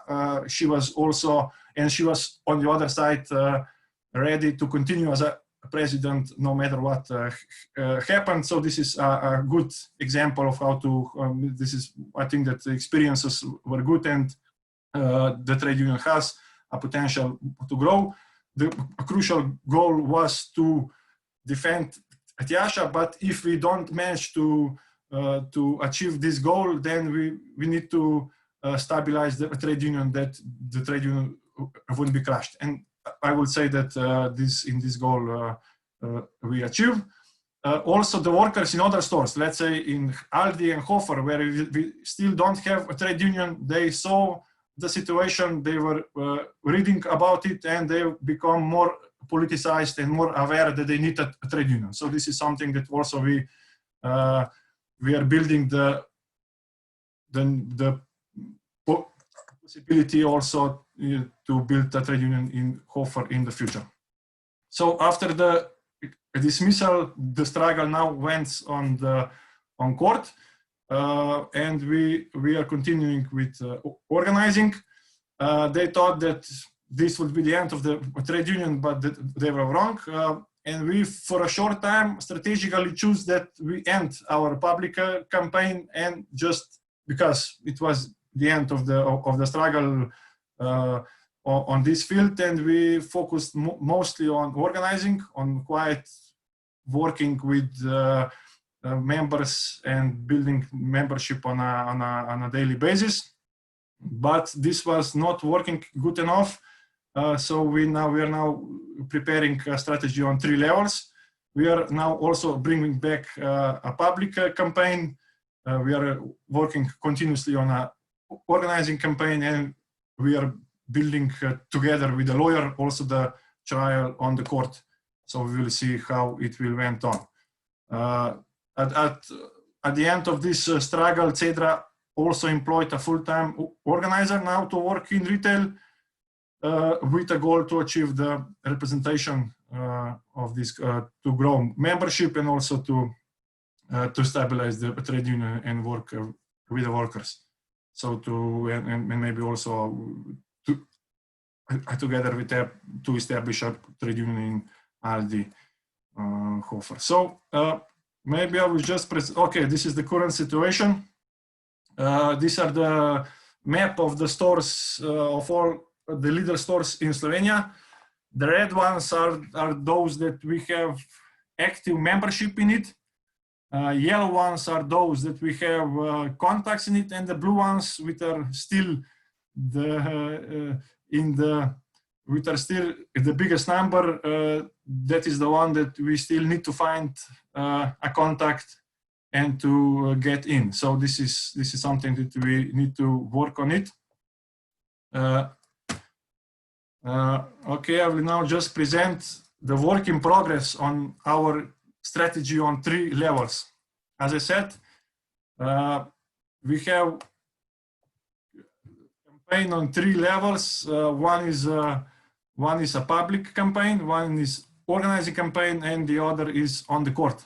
What we do on the court and what is the basic points on this field. So the basic in Lidl is the productivity. Let's say they are trying to push the productivity as high as it goes, and you have a turnover in the shops and how many working hours you need that you push through this turnover. So this is the crucial conflict, and it is on the one side a means of disciplining store managers.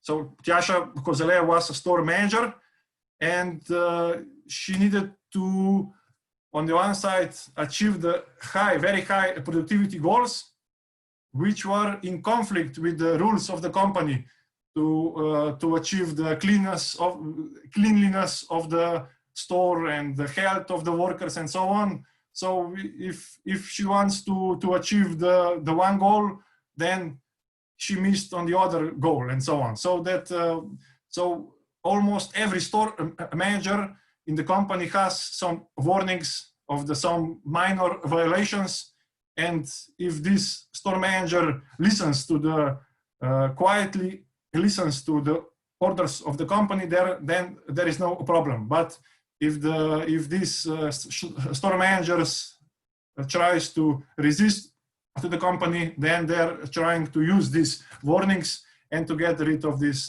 store manager. So this was something that happened to the Tjaša, and we don't want to say that she didn't do these violations, but we are trying on the court to present that this is a systematic way of how Lidl is working, and that this wasn't the fault of Tjaša.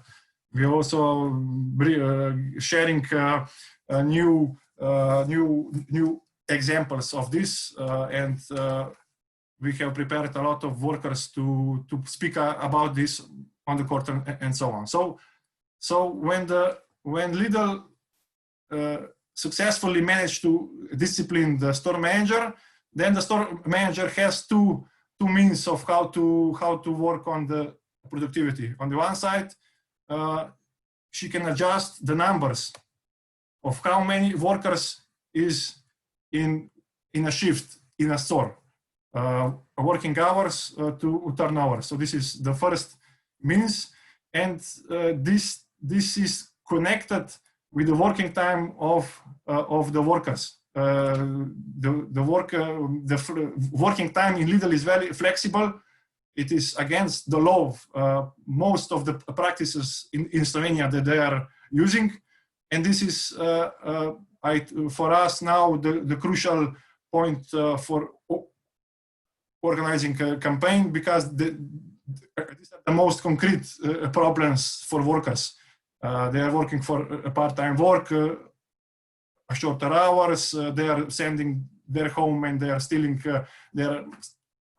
some of the hours. They are calling them on work when they need to be home, and some this kind of stuff. So this is some kind of the topic for organizing campaign. And on the other side, which is also connected with the productivity, and this is something that the second means of the store, how to push the productivity, is to make of the workers that are working high as they can. So they are just running on store like crazy, and on the long term this causes very big health problems and also injuries at work. So this is a topic for a public campaign that we can talk about what is happening with our workers in this store. These are all of these topics are very interconnected with the productivity. On the long term, as you can say, on the one hand, the workers are mostly can work only, let's say, for a few years, and then they're getting tired, they get injured, and they can't work so fast anymore. And the companies trying to dismiss them. On the other side, the workers also, because they work for shorter hours, their pensions will be lower, and also their retirement age will be impossible to achieve, because if they work, let's say, 5 years, then they have 3 years of working time to achieve the retirement. So this is, I would say, the conflict. So the workers that are working in Lidl for 5 to 6, maybe more years, they are the most interested to take up a struggle for a trade union, and also the company is, because the company is also trying to get rid of them. So they see that what Lidl is doing, and this is somehow a point of conflict in this discount chain. So this is now a work in progress for a research and for a organizing a campaign on these points on which we are working on. We have now basically in the flexible working time a few problems that we can achieve that are against the law, and this we can mobilize workers to step up and to achieve to improve their working conditions. And we will also see if this will work also on court, and what the court will decide. We expect in the maybe September or in October. Okay, just another thing, and then I will shut up. This is a campaign for the trade union also started a campaign for closing the shops on Sunday. So this is a sectoral campaign, and on the left you can see we have a electronic survey. 98% of workers choose to close the shops on Sundays, and only 2% say no to this law. And we are now in the middle of this campaign, and the law is already in the parliament, and we expect in the mid of the June the decision on this. So this is also part of our activities now in retail sector. Okay, this is all I think on this project. Maybe Gregor can continue on personal assistance, and then we can have answers and talk on this. Just to warn you, you talked for a few minutes. So Gregor, if you could be a bit quicker than Andraž. Yes, this is shorter. Okay. Yes. Hello, comrades. I would firstly like to apologize for my a bit robust English. I'm a little bit more fond of this Yugoslavian Esperanto, as I would say it. But today I am replacing Boštjan Rimic, whom might you all know. He is the main organizer in this field, in field of personal assistant union. The difference between this this sector, this sphere of economy and the retail sector is that this wasn't our strategical choice that we will organize in this sphere, but it was more a thing of objective conditions, because the informal collective which were meeting in Ljubljana had members which were our comrades inside of the Initiative for Democratic Socialism from years ago, and they had socialist views. Some of them were well equipped with Marxist theory. So this was more a mere of opportunity that we started organizing there. So first of all, sphere of personal assistance in Slovenia is highly liberalized. So for precarious and in fast growth after the legislation in 2019. I don't have now time to explain the problems with this legislation. So I will continue with a presentation in that there were no union organizing in personal assistance before the establishment of this union, which in Slovenia is Sindicatul Osebne asistence, SOA. But nonetheless, there was an informal collective. So we didn't come there and start picking individuals and start making collective. There was an informal collective, which in combination with progressive individuals, we can see them in the left picture.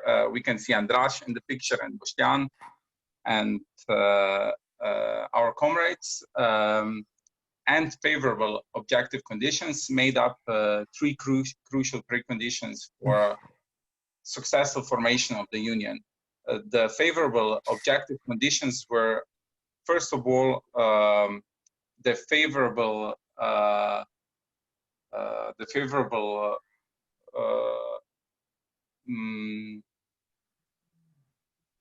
the employers who are direct employers were favorable towards union. They were not hostile. That was the most important objective condition for organizing. And the second good objective condition was that the collective of personal assistant had the support of many of its users. Worth mentioning is also a specific composition of the workforce of the personal assistants, because they are usually highly educated, which is reflected in high levels of electronic literacy, and because they are mostly from spheres of social science, they are easily brought toward such a collective.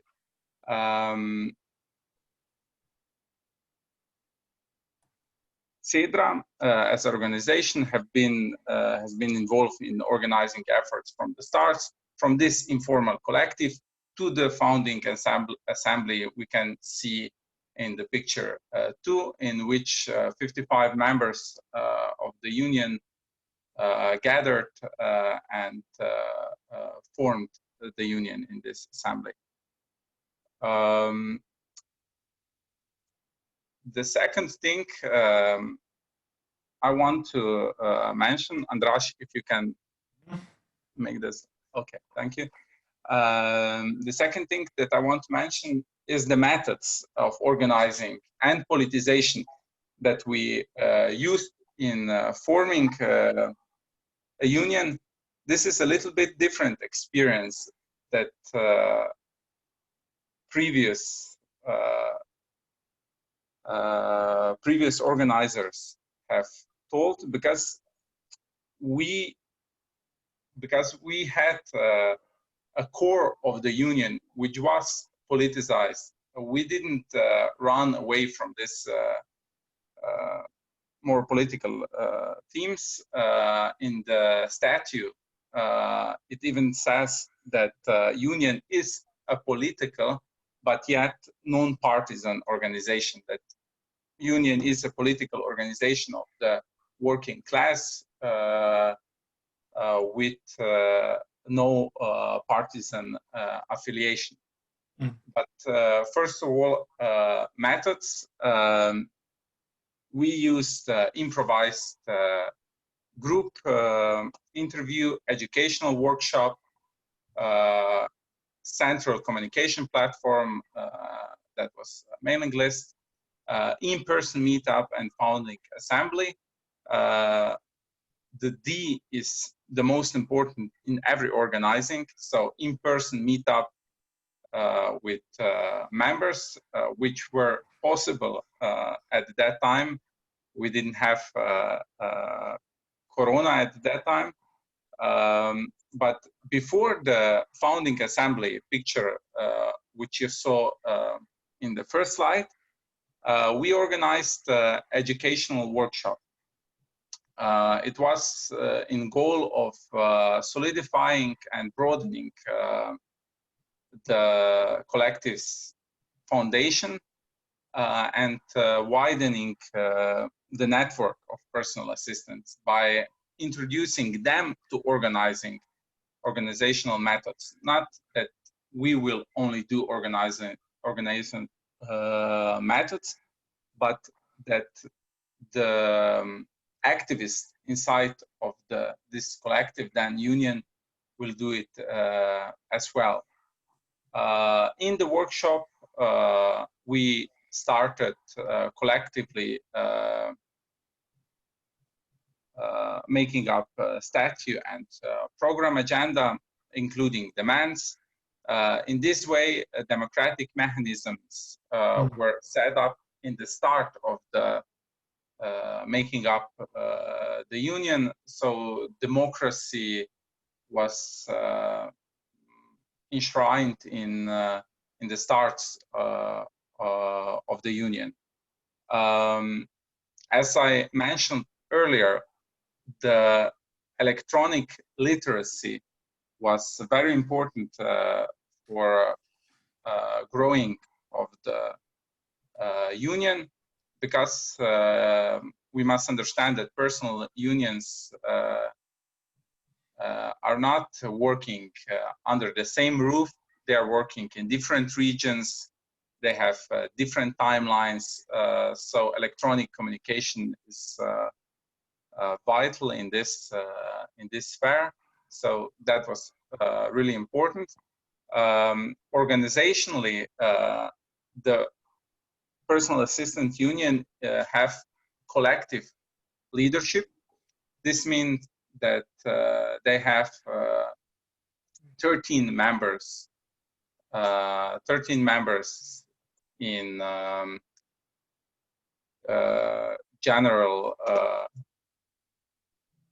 I must look up what 13 members in the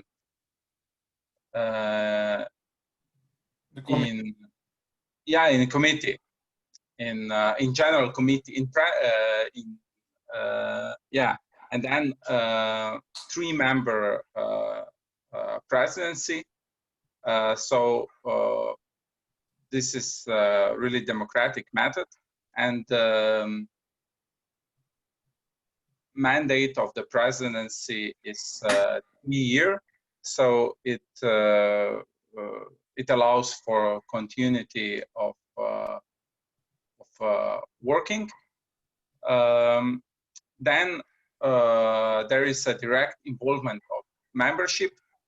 Example of this is online referendum. So the direct involvement of membership isn't only in base of assembly or congress, but also with online referendum, which is very important in nowadays. The third important thing in organizational structure is that membership is not limited only to personal assistance. As Harry Bridge said, the most important word in the language of working class is solidarity.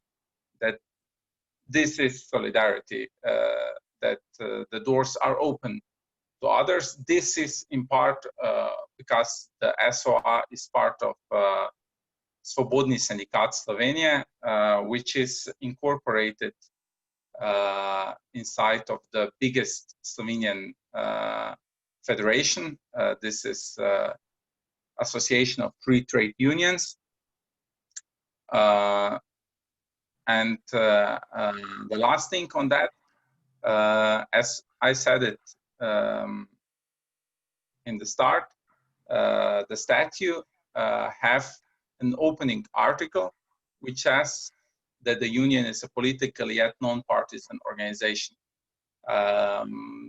Andraž was on the founding assembly, so he knows that this line sparked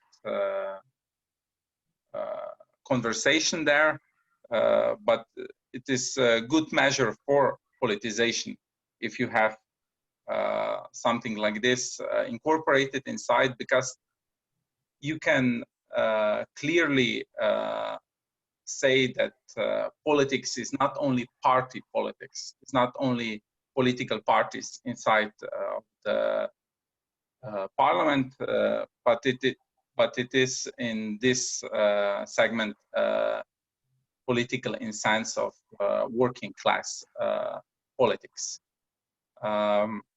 Okay, we can go on the next slide. And the last one, huh? Yeah, the last one.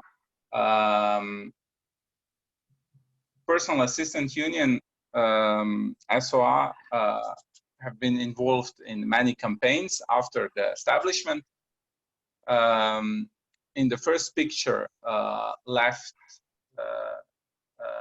in the left, we can see the member of the presidency of the union, which was talking inside of the National Assembly of Slovenia. In the second picture, up in the right, we can see a member of a union which was talking in regard of action of Uni Global. That was international cooperation of home care workers. In the bottom left, you can see the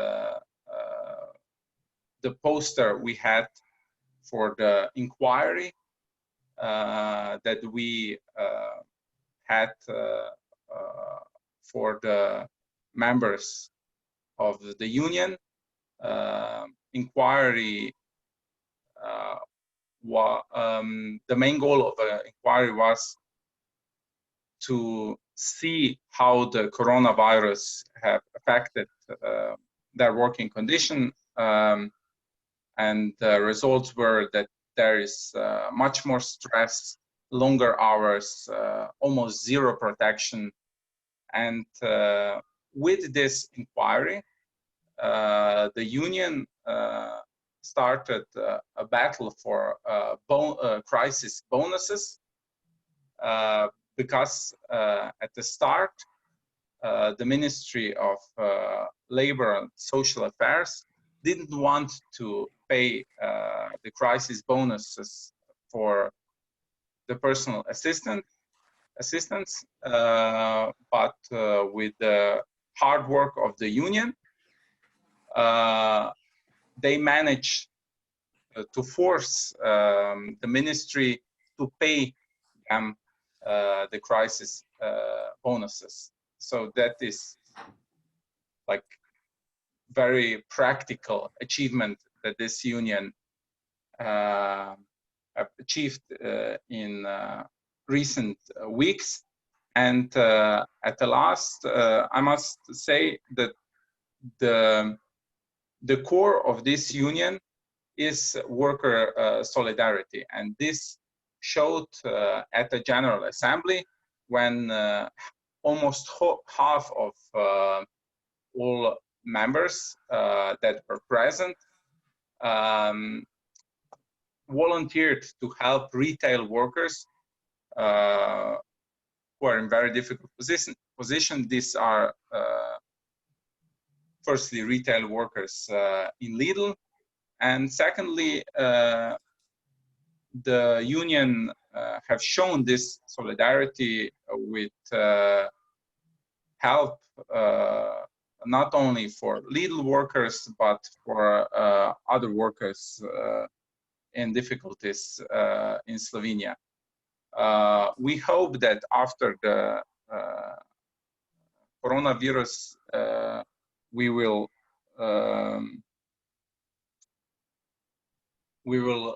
even more. We will get even more personal assistance inside the union. We will work even harder in politicizing them, and we'll try even harder to make this union as an example of union with clear demands, clear strategy, and worker solidarity at its core. So this will be all from me.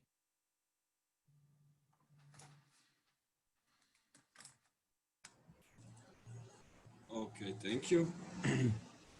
Now we can have Q&A regarding presentations from our Slovenian comrades, and then we can have general remarks on all three presentations or questions. You can quit this sharing screen, how to do it.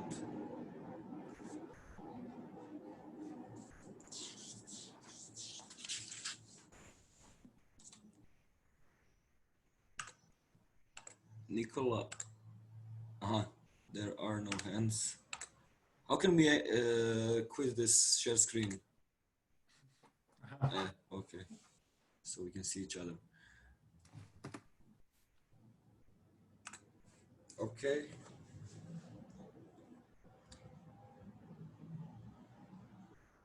Any questions?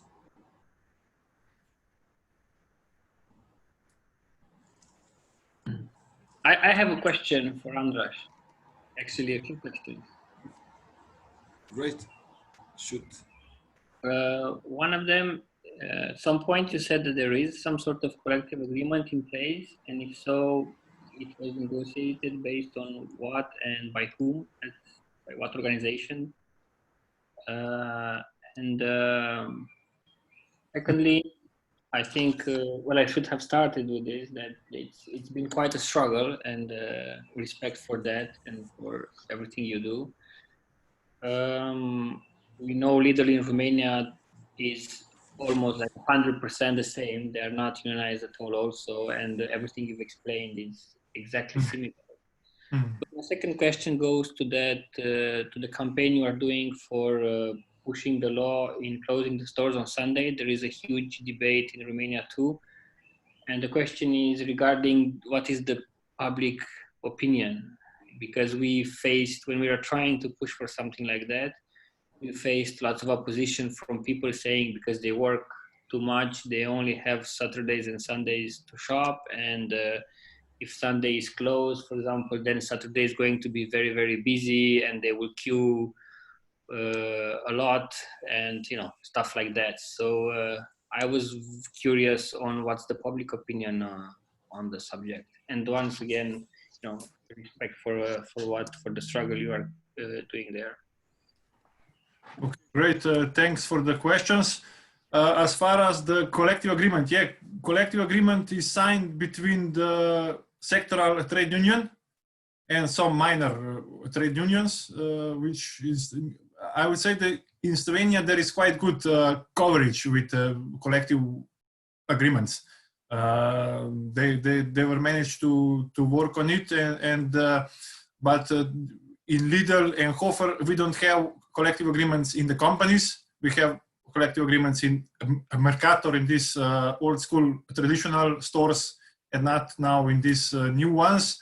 But the problem is in Slovenia, not maybe just looking around a collective agreement, but or if we have collective agreement, but on the company level, trade unions aren't organized enough, the membership are not active enough, are not informed enough, so the what's said in the collective agreement isn't pushed in the practice in the companies.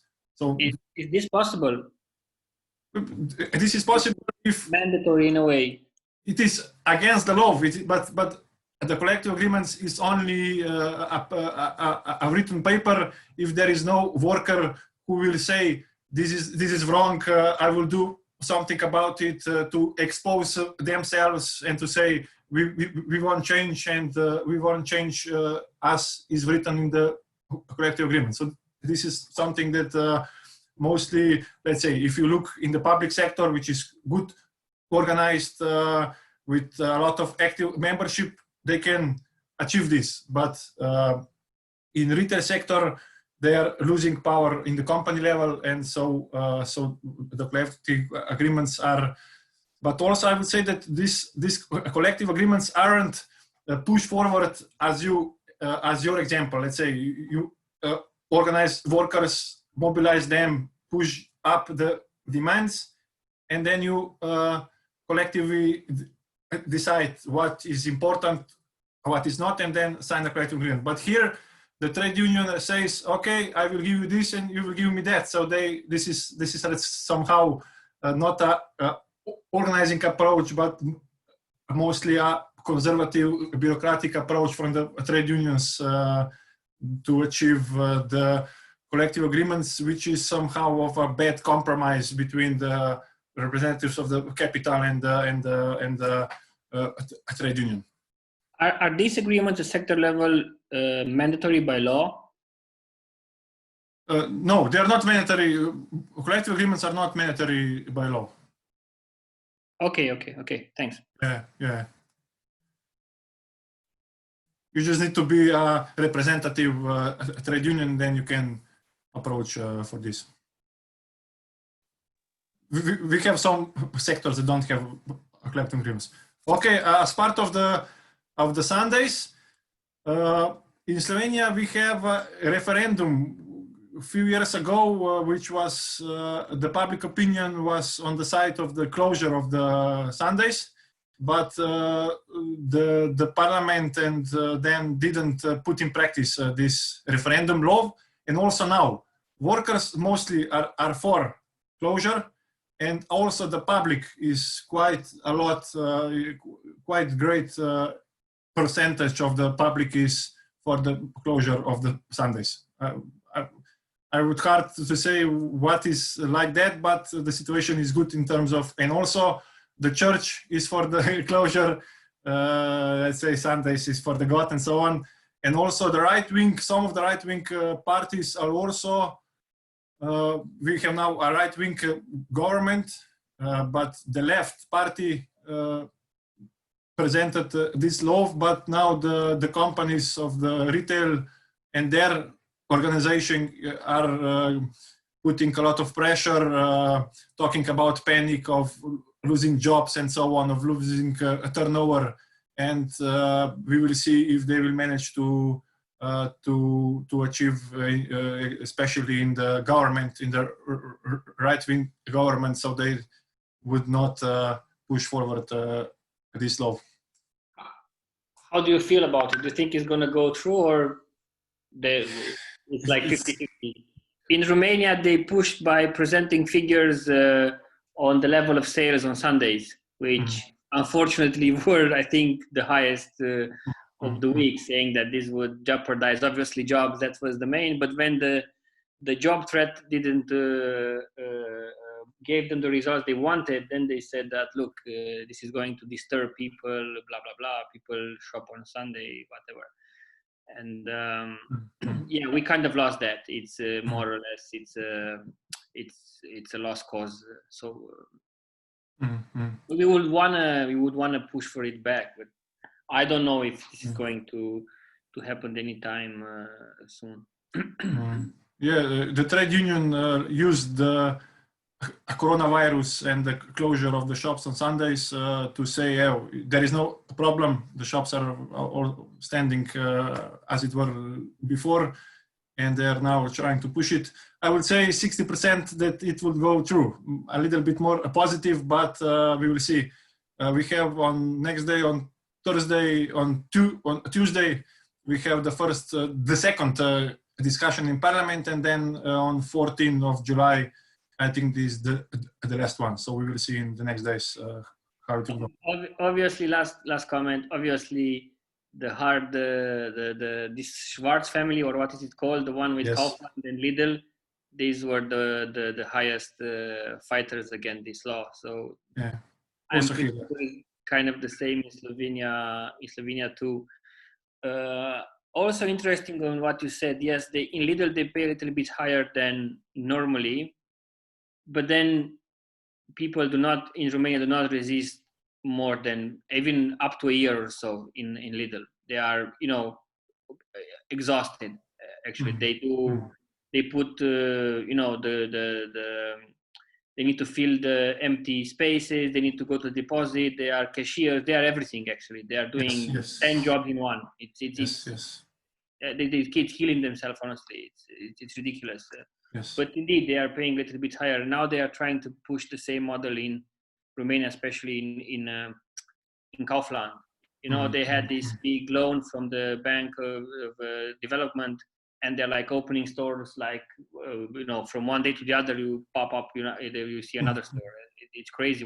I don't know if it's similar in Slovenia or not, but it's like in a small town where I live, it's like 100,000 inhabitants. I think we have about 6 or 7 Lidls and 3 or 4 Kauflands.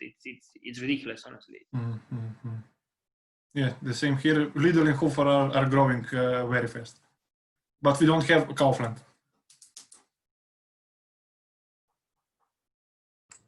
Thank you for the answers. Thank you very much. Yeah, good. Okay, Jakob, can I just jump in? Yes. About the public support, because we have a policy in Slovenia about the public support for the closing the stores. It is about 82, 83% of the public supports this measure, and the main opposition is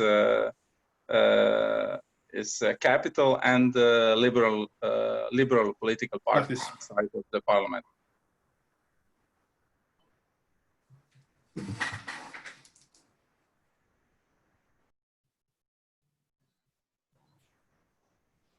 Okay, Jakob, can I just? I want to ask another question if it's possible. It's about Tjaša and the court the trials. In Romania, if we go to court with this kind of cases, unfortunately, 90% is lost. The judges, I think, are educated not to even if we are right, not to be in favor of. Especially trade unionists. So we really have a big issue with that. But is this a trial to reinstate her, or just like moral damages or whatever? Yes, this is a trial to reinstate her back to work. But let's say, I would say, we have some good examples of the court success. Mostly on the, let's say, if some trade unionists, which were the presidents of the trade union, were dismissed, and if only the trade union is the reason there, mostly the trial is a success for a trade union. But here it is not. They really work hard. They were preparing a list of a lot of these small problems they were getting even detectives. They were pushing every day new problems, and they were really working on this very long. But we will try to work on it back and try to show the story through public, through workers, and also on the trial on what is the system here in Lidl, and this system that they're using is against the law, and their system is building injured workers on the long term, and a lot of pressure on the short term. We will see what at the court will say. It is a hard one, I would say. It is a hard one.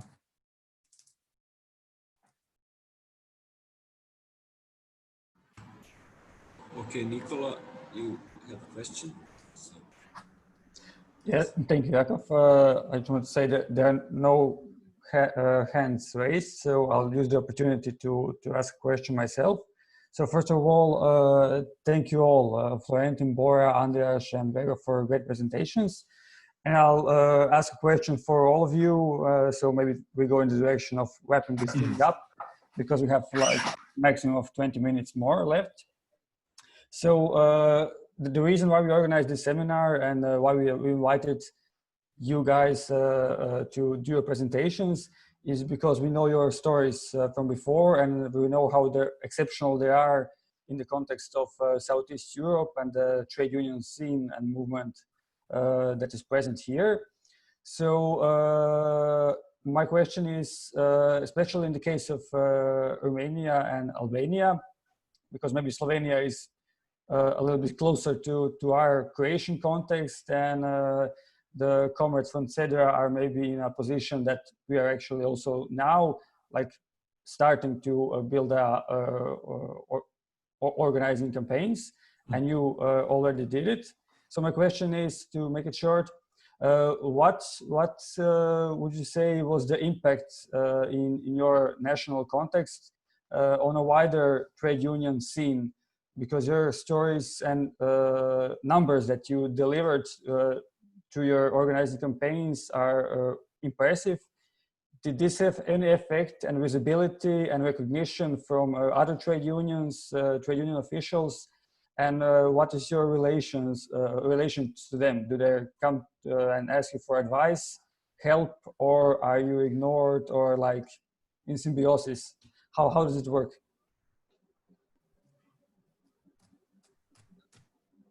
Should I start, or Bora, do you want to? I think out of all of the questions in the world, this is probably the one which I wouldn't have expected. Because I don't really feel like in the last years what we've done made the difference, especially for the former unions, the big national confederations. Yes, there was some recognition, obviously, about this, but the model was not duplicated in other unions, and this is something that we would have wanted to happen. But the good thing is that lots of other unions from different other sectors reached out to us, especially to strategize together with them, to teach them organizing, to teach them negotiation techniques. And we've even started founding new unions in completely different sectors. I was mentioning this hard industrial sector of railway cars being built, or in the auto manufacturing sectors. So it's more depending on our availability to get involved into other sectors, rather than the confederation or the other federations having a clear strategy on using these successful examples. Honestly, it could be a lot better, that's definitely. And we don't rely on them actually. So even for negotiation, we have our own lawyers, we have our own fiscal experts, so on and so forth. I mean, everything is done internally at this point, and yeah, I don't see any efforts in duplicating that, but they do help us in the sense that if workers reach out to them, especially from the sectors that we are present in, they are being redirected to us, and we know what to do next. So that's pretty much it.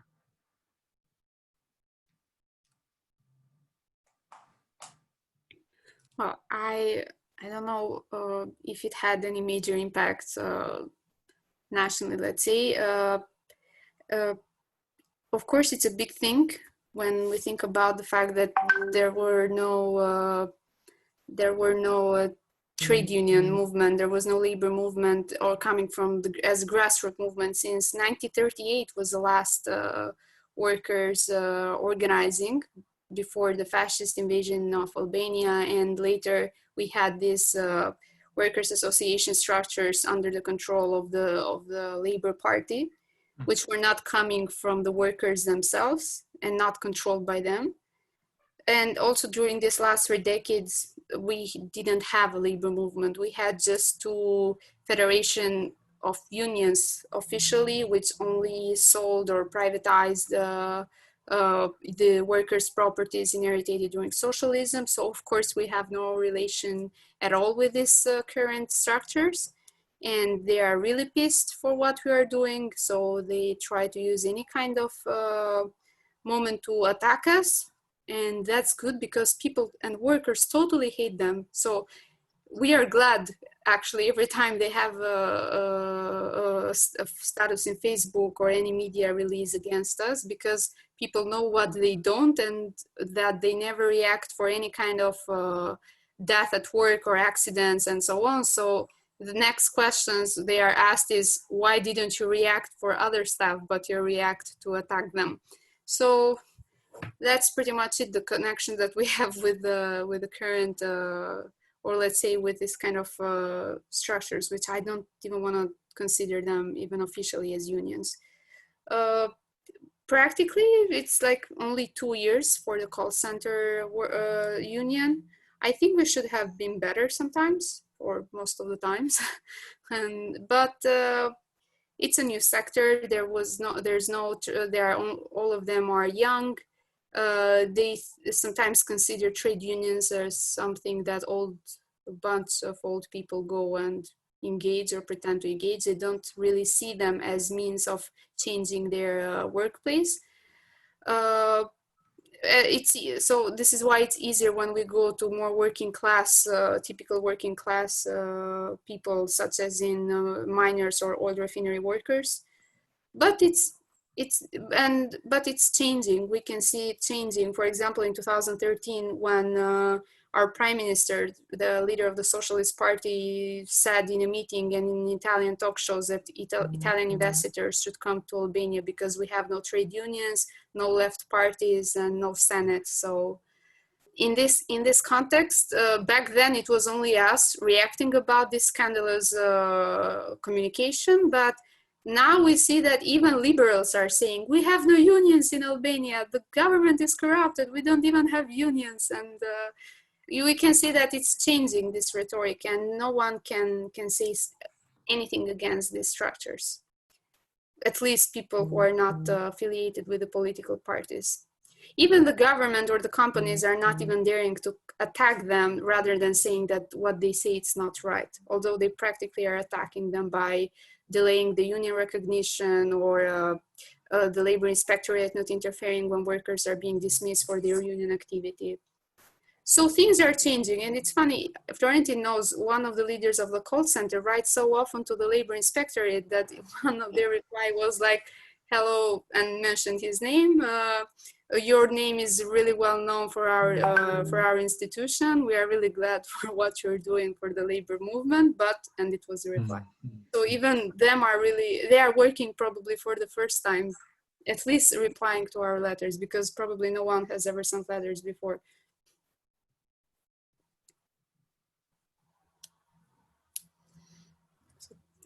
I don't know if it was an answer to your question, but this is how I see it.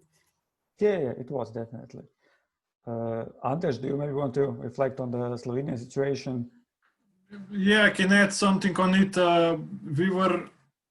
We were trying to cooperate with the trade union of metal and electric industry, but the situation is quite different than, let's say, in the retail sector. This trade union is quite good organized, so they didn't see so much interest in cooperating with some young guys that they think that they have ideas on how to work with the trade union, and so we didn't cooperate further. But on the other side, in retail sector, this trade union, when we worked from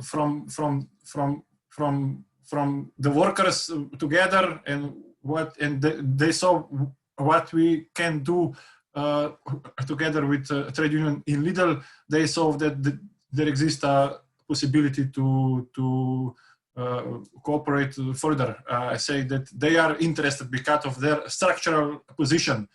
They need organizing, they need building structures and so on, which some other trade unions have. So for now, this is okay. But maybe we will see in the future if we will be open little bit more political points on more radical negotiations and so on, and if there will be some conflicts in the future.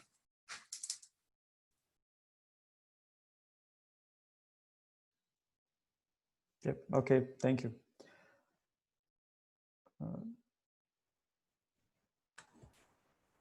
Is that it? Is there anything else?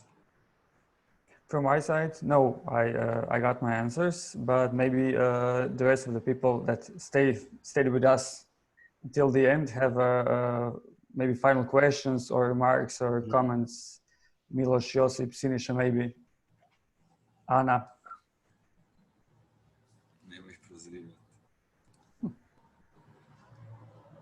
Why not?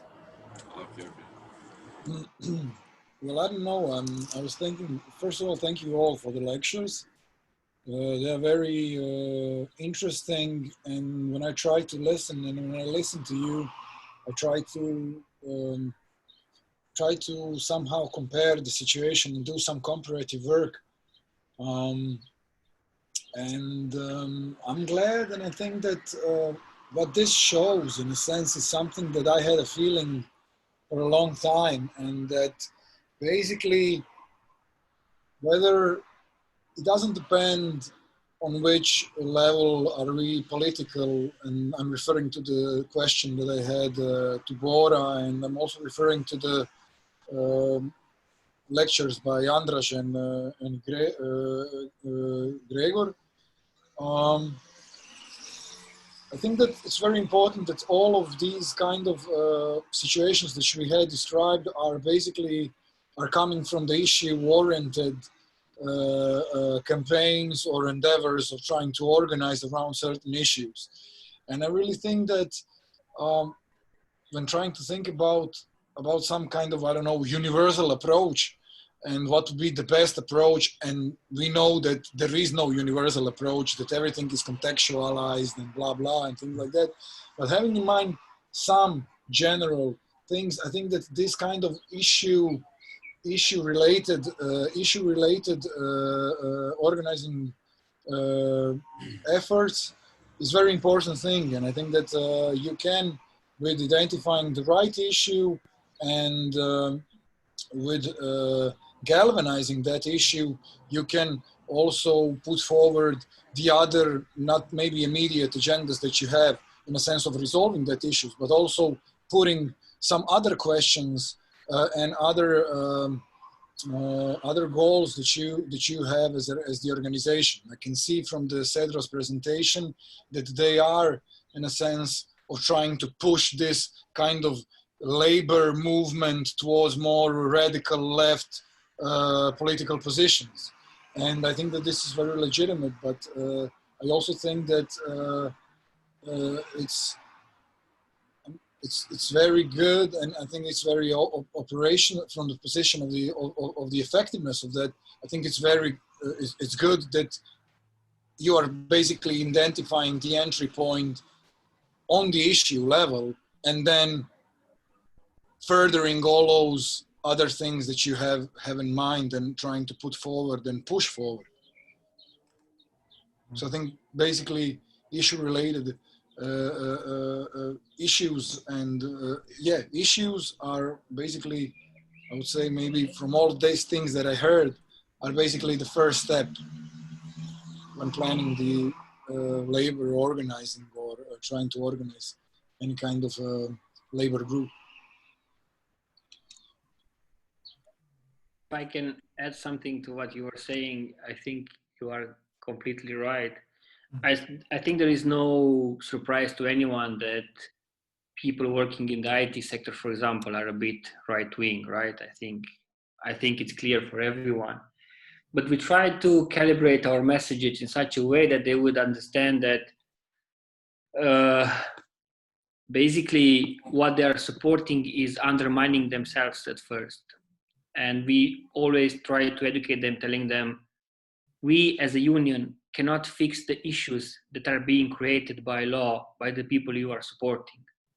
You can't be supporting some people that would destroy entirely the labor laws or create a space for workers' exploitation and then come to me as a union and demand that I fix things.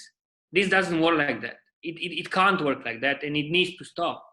So I don't expect them to become leftist overnight, but I would expect them that inside their groups of right-wingers, or inside if some of them are being active in these organizations, that they would moderate the tone of such initiatives in a way. And if this is happening, I'm happy. I'm satisfied. It would be quite a change. But when you have this kind of discussions, and here we're talking about lots and lots of people, they need to be hit in the head with the examples. Otherwise, they wouldn't understand, because the rationale and the overall cultural domination of the right-wing speech is so powerful, especially in countries like Romania, that they don't see the truth. They see only what they're told to see. They're so alienated. It's very complicated to fight back. But little by little, it is one of our, let's say, hidden objectives, to make them at least understand that if they support this organization and these people, they need to be like an opposition wing inside of them, and at least moderate their tones again, if not pushing back. And little by little we are doing this, but it would be even better if organizations like ours would exist in more sectors or in more companies. You can't change a country with 4,000 or 5,000 people only, but probably it's a good start.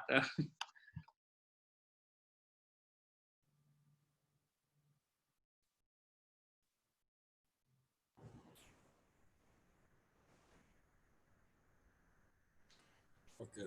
Maybe just add some short point. I would agree with what was said, as was Gregor already talked about it, that we put in the statute of the trade union of the personal assistants the point that this is a political trade union. And when people saw this, some of them were quite, what is this? We are not a political, we are a trade union. And then you try to explain them on this topic that we are not fighting only that your position is, as Florentin said, is interrelated with the problems in the government, public spending, taxes, public sector, and so on. And these topics are interrelated in the working class politics, and that if we want to be successful in our fight, we need to be political in such a way that we look further than just our own position, our own wages, and so on. And you started a discussion in this direction slowly. This is a process, not just to be there with a socialist standpoint. So. But you didn't do that in Lidl, right? In Lidl was quite different, yeah, because there we didn't, at the start of the trade union, the situation was quite different, yeah. And we also started with some, let's say, with the issues, so this would be a long-term process also in Lidl. It was, yeah, I think it is harder to be so direct in Lidl, but we are starting to also push forward these questions and try to formulate the issues through the productivity and show the exploitation of capitalism and so on, so that we are in this direction. We are showing that their working position is quite interrelated with how capital work, how they try to exploit them, how to push how they try to squeeze the profits out of them. So yeah, I think that this leftist position is for now a little bit different, articulated in the struggle in Lidl than in the but it has some problems. We have now, let's say in Lidl, some workers that are quite right-wing conservatives, and we will need to answer on their position. Let's say their position on migrants is quite different from ours, but for now, we are not opening these questions directly. We try to build trust with those workers. We try to analyze their position and why they have such a stance against migrants, and we are trying to find a way that we will discuss on this problem. But we will need to open this question, I think. If I may add another comment, I just remembered when Andraž was speaking that back in 2009, 2010, when we started doing this, we had to avoid using the word union at first. We had to name ourselves whatever, organization, association, community, gathering of people, family, whatever you think we've used. So it took us about 4 to 5 years until the word in itself was accepted. But interestingly enough, now people, for example, in Timisoara, the town where we have the vast majority of members, when they switch job, they wouldn't ask if there is a union here. They would ask if there is SITT in the company. So this is, you know, the how much cultural change we've managed to produce with them. You know, it's great in one hand because it shows that people can change. But no, if we could just do more. But I think this is a really good example that even the most conservatives or right-winger or whatever the way they're thinking, they still, with patience and with the right determination and a bit of strategy, you can take them on board. Now, I mean, we were 4 people at the table 11 years ago thinking something needs to be done, avoiding the word union, and now you reach a point when you can build a national-wide union. So this is a positive example that people can, you know, once they understand the rationale, then it's completely different. Now, how we reach them and how we make them understand all of that, that's one of the hardest struggles that we have. But I think it's possible. We'll get there.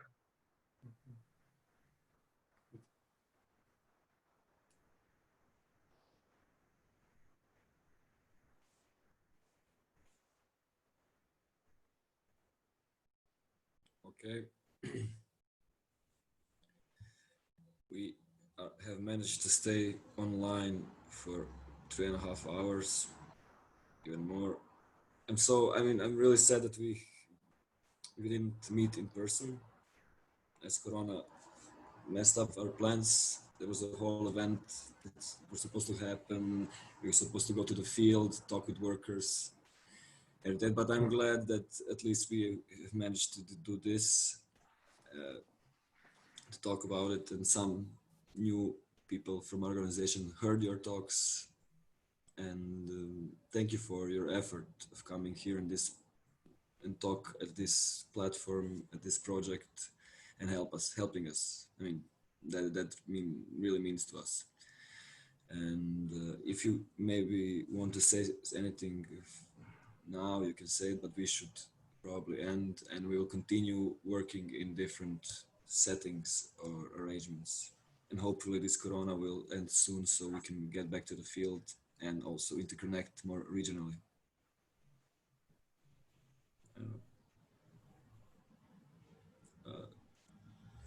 Then I cannot end this. Nicola, you want to say something? I don't know. I just want to say the same thing. Thank you all again for participating, for giving us your stories, for sharing your experiences. Our great thanks to Slavica and Zana, who were our interpreters. The translation was excellent. So thank you again. Thank you, Sinisha, for being our host, because this is a regional trade union event. So if you want to maybe say a few words and address everybody, it's okay. But as far as I'm concerned, thank you all. It was really, really great. Thank you. It was great being here. Bye-bye. Take care. Great to, yeah. Thank you. Take care. Bye-bye. Bye. Bye, everybody. Bye. See you.